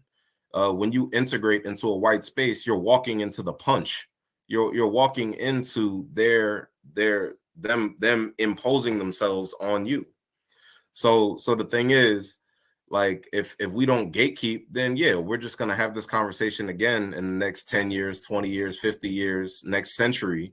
We're gonna still be oppressed people because we're not fighting for liberation. We're fighting for a check. We're fighting for cash. We're fighting for money. So for me, I really just think that, you know, consciousness is what precedes unity. I mean, there's no unity unless everybody's on the same page. So people have to have common ideologies, but oftentimes you're naturally going to have a conflict when African people are identifying as or with certain things that come from Europeans, and they allow space for Europeans. I mean, that is divisive. They're the dividers, and if we invite them in, then they will divide us. I mean, can I say something on this? Wait. One second, because I'm gonna jump off. But somebody earlier, I think it was Sister Courtney. I think you said something to the effect about Gloria Steinem splitting the Black Panthers, and you know, white women being a main reason. The main reason has integrated it herself into our conversations, our organizations, our movements, and yeah, I'm not even gonna lie. I'm not even gonna lie. Hold on, please. Anna. I just want to say this, and I'll leave. The point that I was making is that is part of the effort against us. But if we're not working against the efforts against us, then that's why we continue to be divided. So I'll leave it there, and you know, I'm gonna tap out. I really wait a minute, hold on. But how can you just say what you said when YouTube is run by a white woman? Absolutely, we should get on a Bibi Toomey Casa. That's an African or a black only social media. Hold on 1 second. For example, wait 1 second. We all recognize that we're on YouTube and this is somebody else's platform. This platform, each of us as individual, like there's no barrier to entry, right? We can all create a channel today. They can put you off. Hold on, that we can all create a channel today and or tomorrow on this particular platform. However, within any social media space, there are communities, right? There's a whole Black Twitter. There's an entire Black sector on YouTube. There's a Black manosphere on YouTube. There's a white manosphere on YouTube, right? So we can't act as if these digital fences do not exist. And we can determine who gets to cross over, because when Anthony Dream Johnson, the 21 Studio guys, when he tried to cross over into the Black manosphere, O'Shea Duke Jackson met him at the gate. So did I. And he said, turn your ass around and walk that way. So did I. Okay, and Obsidian met him at the gate and said, turn your ass around and walk that way. So and I'm glad that you said so that. we can have an honest conversation that when we as Black people enter into these digital spaces and we are talking about things that are specific to our community, because the problems between the white woman and the white man, they may have some problems that are similar to ours, but they're not the same. And the pain is not the same. The trauma is not the same, nor are the relational dynamics. So when someone comes into our space and doesn't have that understanding, you don't get to hide behind, I didn't pick the titles. It's on your network. It doesn't matter if you pick the titles. We've already agreed that YouTube is for profit. So if you are profiting off of Black dysfunction, there are going to be Black people who want to have a conversation about it. And do we need to put a gate around this conversation? Then there are going to be Black people on the other side of that gate. There's always a coon entry point.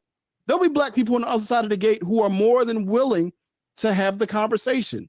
And that's perfectly fine. But we have to recognize that this is a sensitive conversation.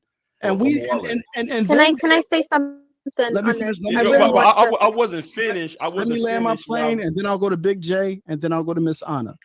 I'm landing my plane. Let me go. Hold on. Let me land my plane, brother Emo. Have a good job. Do a good job with your. My point is, first of all, this is to Obsidian, because you're being contradictory. Because when Cassie West, you're back on that again. No. When Cassie West, Cassie West came you back on that again, defended and Cassie West is a white woman. When she defended Miss Average at Best a couple years ago, you told her to get her wet kissing ass off of Black issues. That's right. You said that, right? That's correct. Okay, then why you bringing Pearl in? I have no problems. Let me answer your question. No, hold on. I have no problems. All right, I'm answering your question, bro.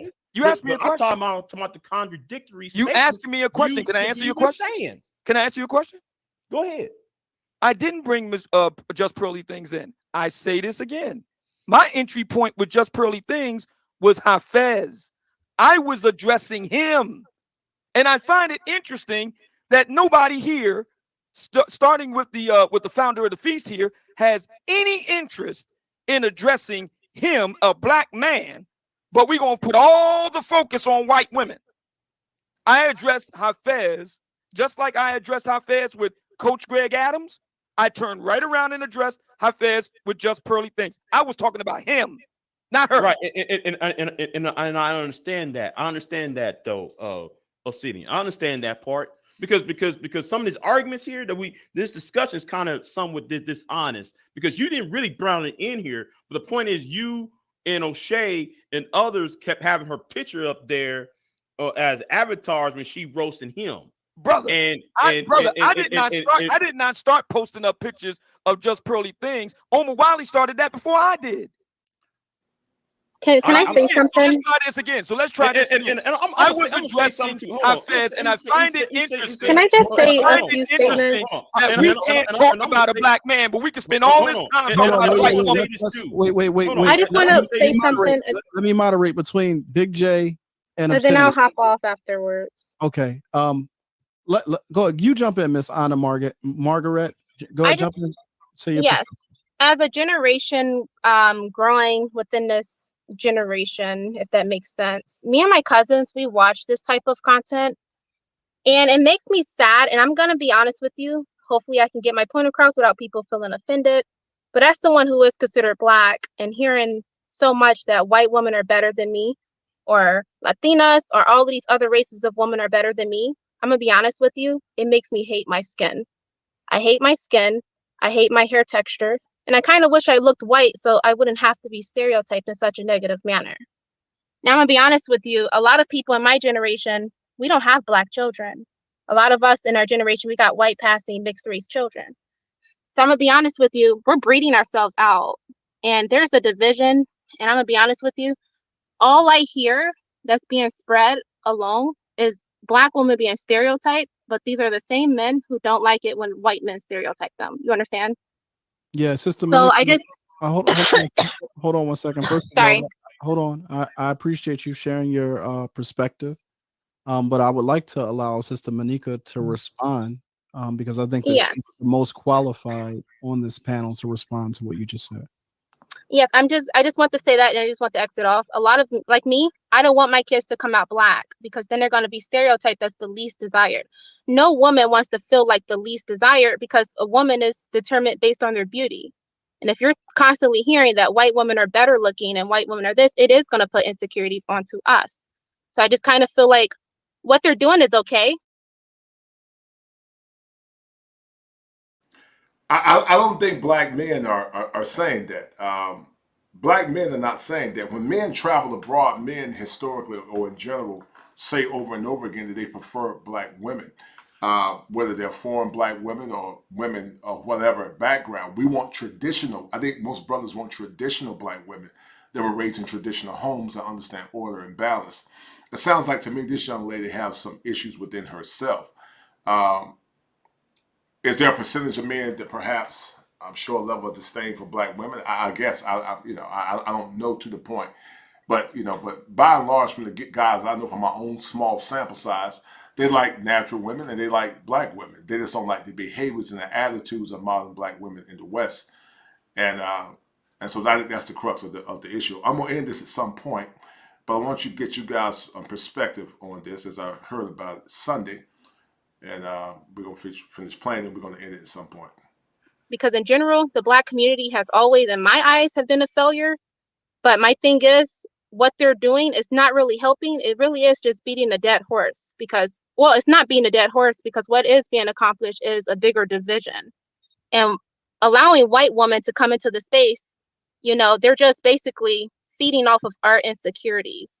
If we were a hair texture, we're called nappy-headed hoes. So we change our hair texture to mimic white woman's hair texture, and we're called, wannabes. Nobody wants to be undesired. You know what I mean? You never heard of a dark.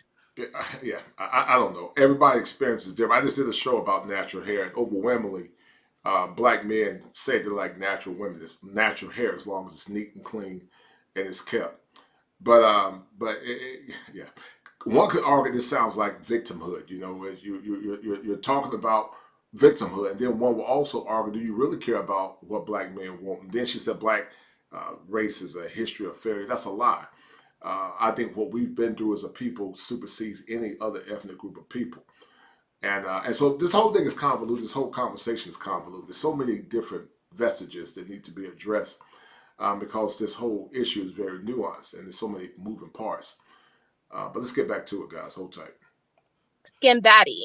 But you know, when black men, when you hear them and you hear, you know, who's the most desired and who's the most beautiful and who's considered a 10, they pick out lighter complected ones or women who look more European. So that does have an effect on us. Nobody wants to feel so undesired. So I'm just letting them know to constantly hear how horrible black women are and the stereotypes that are being pushed is really making a lot of us have insecurities about being black. A lot of us don't want to. It is, you know what? And you want to say it's off topic, but my thing is, it is kind of on topic because what's going on is allowing other people into the space is that's what's going to happen. More and more of this is going to happen. Nobody's going to like the way they look. And they're going to want to change it and make a better generation. And this is why eugenics is a thing. I can't let you go. I want to land your plane, but go, Sister Court. I want you to jump in. I want to say something because I'm looking at the comments and it's bothering me because I see Real Phil Sapien in there and says, Pearl gives black men a voice on her show in ways most don't, and people forget that. And Pearl is right. I agree with Real Phil Sapien on that perspective.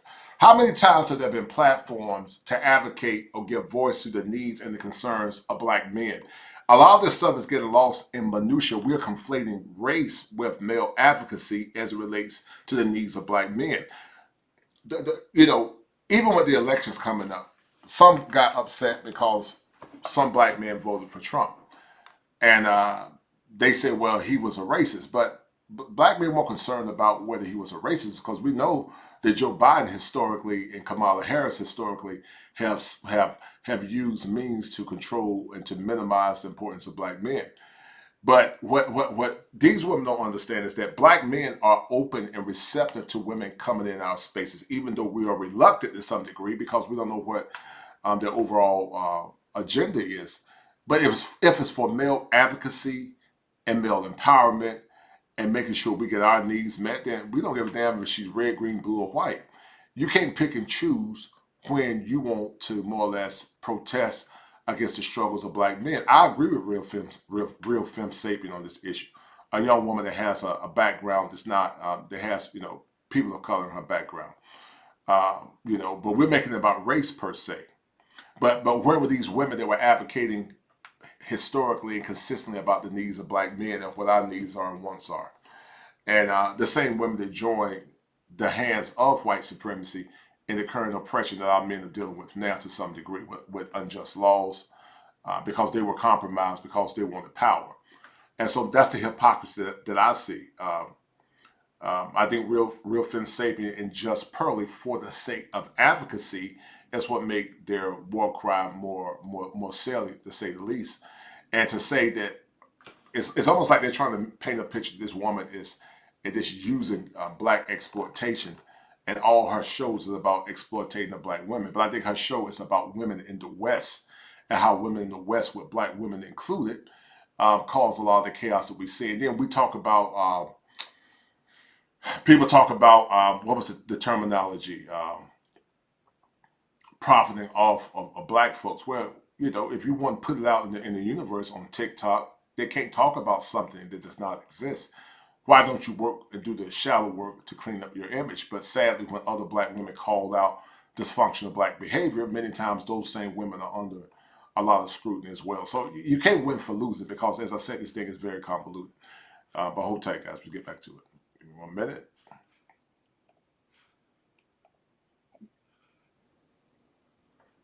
That bothers me. Why does it bother you? She gives a voice. Black men have a voice. This is why you created the Black manosphere. Okay. Not for a white woman to have a platform to give a man a voice when a year ago she Me Too'd a black man. Did that black man have a voice? Who should Me Too? Her coach, nigga. You didn't hear the coach story? Whoa. Who's coach? Wait. Who said that? Hold on. Obsidian, you don't got to address. I can address everything. No. And then this is what happens. And this is so annoying. Now, if this is the case, then perhaps that could be a problem. But it's almost like some would say, I like shout out to Dr. Ron Neal, the devil that you know versus the devil that you don't know. Could it be said that Pearly is the devil that we know, and some of the women that's supposed to be our allies are the women we don't know? I didn't know she Me Too the man. I think I saw someone in the chat say something about it, and so that's a point of contention to be discussed. But however, could it also be said that it does not invalidate her message? I don't know if she's a grifter or a profiteer, but I do know that some of her talking points resonate with the struggles of men in the West, but and also black men.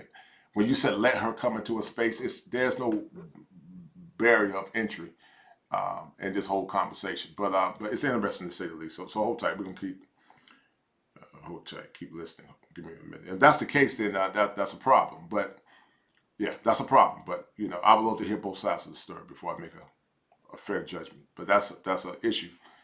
If she did Me Too a black brother, but we'll talk about it all time. Because then it's a comment, you have a problem with black men having a voice. No, ma'am, that's not what I stated. Black men have a voice. That's what this space was created for, particularly for black men to have a voice. However, the creator of the voice, that's important too. It's important as the person that is giving the men a purpose. What is the purpose of it? Is it genuine? Is it really to help black men? And I'm sorry, we've had enough white saviors. Every time we've integrated white policies, every time we integrated the court systems, you want to talk about child support, when we brought in the government, when we brought in feminism, every time we integrated, it did not help us. It harmed. But I promise you guys, as I said earlier, I promise you, we can go back and look at their election ballots. I promise you the majority of these women did not vote. They did not vote for policy, but they voted for power. And instead of voting for policies that can benefit the whole collective of loose and scattered black folks, they voted for themselves. I promise you, you look at the ballot in the elections, they voted for chucks and pearls. Then we talk about, okay, people that are complicit in the oppression of black people and men. Joe Biden and also Kamala Harris are. So what do you say then? Both are profiteers of pain and also profiteers of black male oppression. But what do you say then? So, like I said, the selective outrage, man, is unreal. Selective outrage is unreal. Harmed us. And so now a white woman wants to give a black man a voice that Me Too'd him. Make it make sense. I'm trying to make sense of it right now. Who's she talking about? She's talking. Oh, see. I don't know why. Obsidian. She Me Too a coach of hers when she was 19 years old. Okay. Got him fired from a job. So where was you on that? Let me say something too. I'm just finding out about this now. Hold on. Well, Obsidian, you need to start. Can I ask a question? Hold on. You need to start being in the business of knowing. How you gonna tell me about being in the business of knowing something when I asked you point blank period? You said no. Hold on, because this is going to be a productive conversation. If anything is going to be high value, the shit starts with respect. So let's not make it personal about Obsidian. But one thing that what Courtney just raised, what it does raise to the surface is we don't have a vetting process for coming into our community. And there ain't no gate, so you don't got to jump over the gate. There's a welcome party waiting for you, right? So Obsidian, you said how much money are we spending? You cannot outspend self-hate. Well, hold on a second. Wait, no, if somebody wants to be validated and legitimized by somebody outside of our community, that's in the mind. There's no amount of dollars that's going to penetrate. How do you know? You didn't even try, brother. Oh my! You didn't even try. Oh, no, I can admit I have self-hatred. I hate the way I look. I hate being black because everything about the black woman image is bad. It is. It's nothing good about it. Why Please take some more clients, Monica. Why? Omawali, I can go with your argument, Omawali. If you had said, you know what, I went and did the exact same thing that this lady over here did, and I got a completely different result. Okay, we can have a conversation, but I'm not hearing you say that, brother. Listen, Obsidian. I'm not hearing you say that, brother. Listen to me. Did you go to the lead attorney and take his online course to do better live streams? Have you done that? Hold on 1 second. brother, Hold on. Let me listen to this very quickly, Obsidian. Right? Everybody got different KPIs on this platform.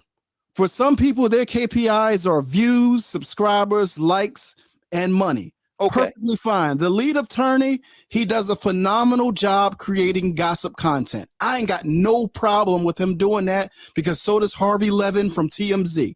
Perfect. There's a lot of black lawyers coming into the space creating gossip content. Now, if I wanted my KPIs to be based upon growing, then I would just create content that's based on black female fuckery. I would bring black women on as a trope. I would smack them around and I would throw them to the audience like fucking red meat because that would get my subscribers through the roof overnight. I don't care. They've said it in the chat all night. Wale, your channel is never going to grow. Guess what? I don't give a fuck. So then that means you don't choose to have a voice at the table. No. You don't choose to have a voice at the table, brother. No. That's the way social media works. I choose to have my voice be one of integrity, and yes, you can have integrity and have a big audience too. Hold on 1 second. Hold on 1 second. Let me mute you. I'm muting you out of respect because I want to speak. Social media. The digital world is not our table. We've allowed our view of the world to be skewed based upon what's happening in these digital spaces. Yes, these digital spaces are nice for us to be able to connect with one another, but this is not the real world. So why are you here? What?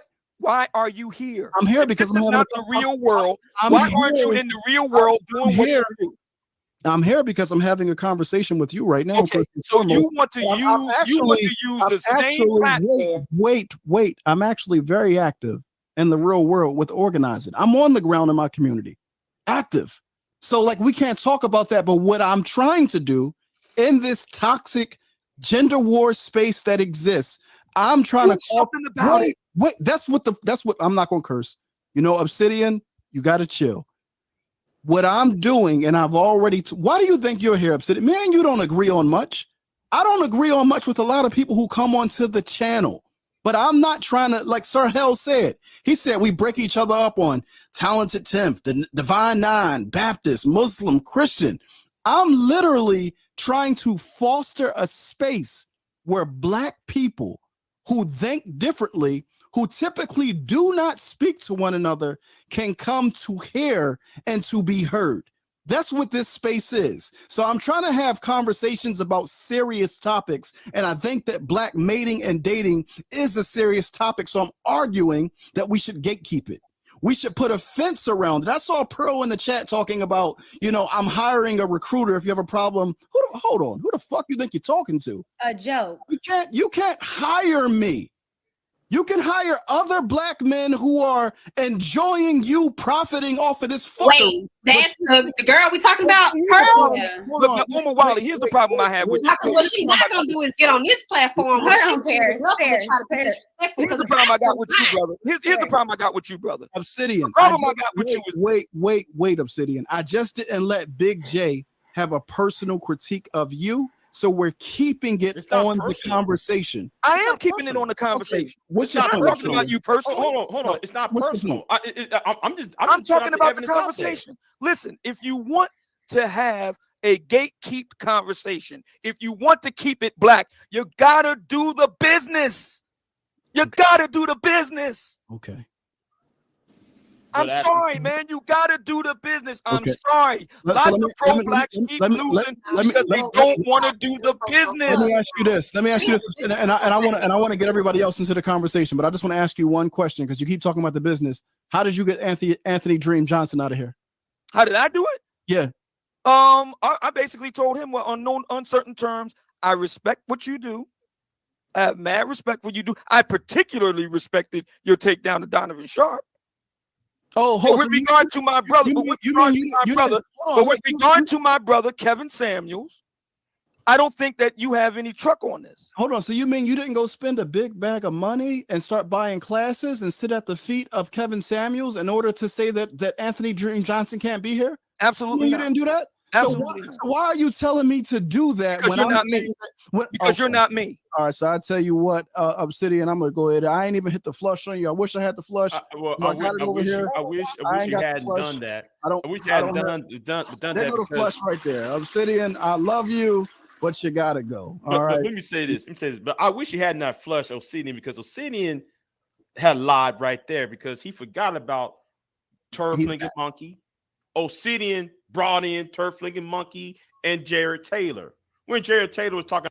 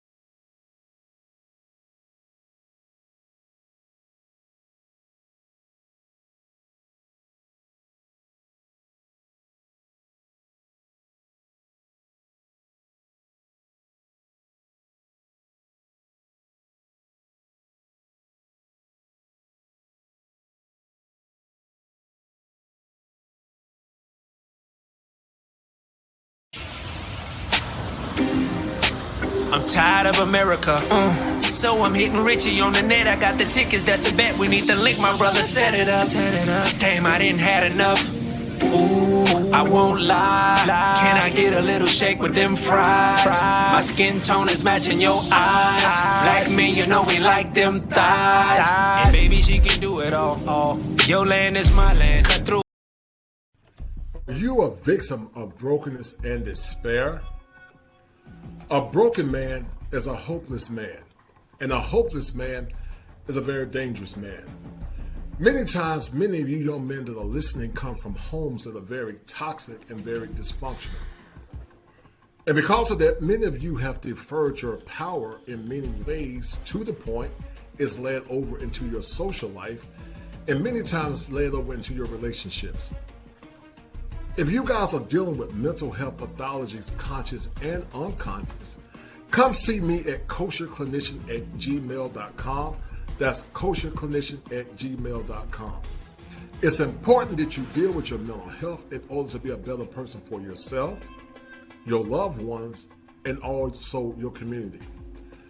But because mental health is often stigmatized, many of you often suffer in silence. Don't be a victim in silence. And see me once again at kosherclinician@gmail.com. And I need you guys to remember this. If it ain't 7, it ain't kosher. If it ain't kosher, it ain't right. There are 7 steps that a man must go through in order to become an optimized male. And male mental health is one of those elements that's paramount to the functioning of a man. Be well.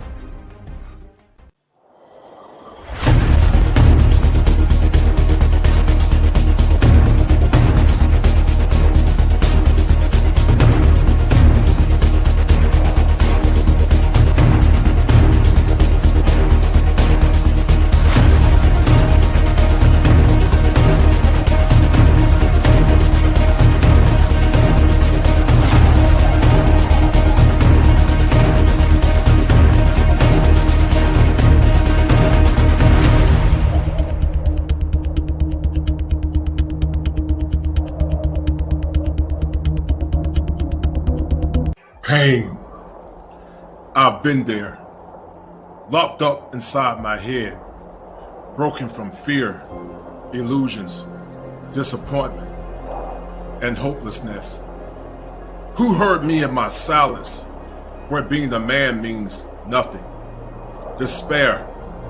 I've been there too, desperately seeking answers for the questions associated with manhood, hills and valleys, too bleak to compare. Stress, suffering in a utility silo, no comfort, no security, no freedom, no justice, just do it for others. Challenges, who will help me break the challenges? Lost in the vortex of darkness, hopelessness, fear, and abandonment. I've been there too. I've been there too.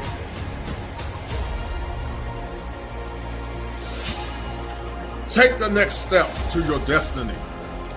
Join me in this fight. Walk forward. Deep breaths. Head held high, men. Come join me, men, in the winds of time. Stories, hopes, visions, purified in the fire. I'm not a superhero, and I'm not the Reverend Knight. I'm here to help you. Join me, men, in this fight.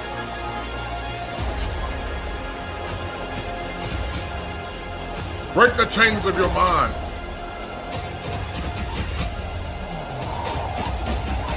Let's do it now. For now is all we have. Fire. The kosher clinician.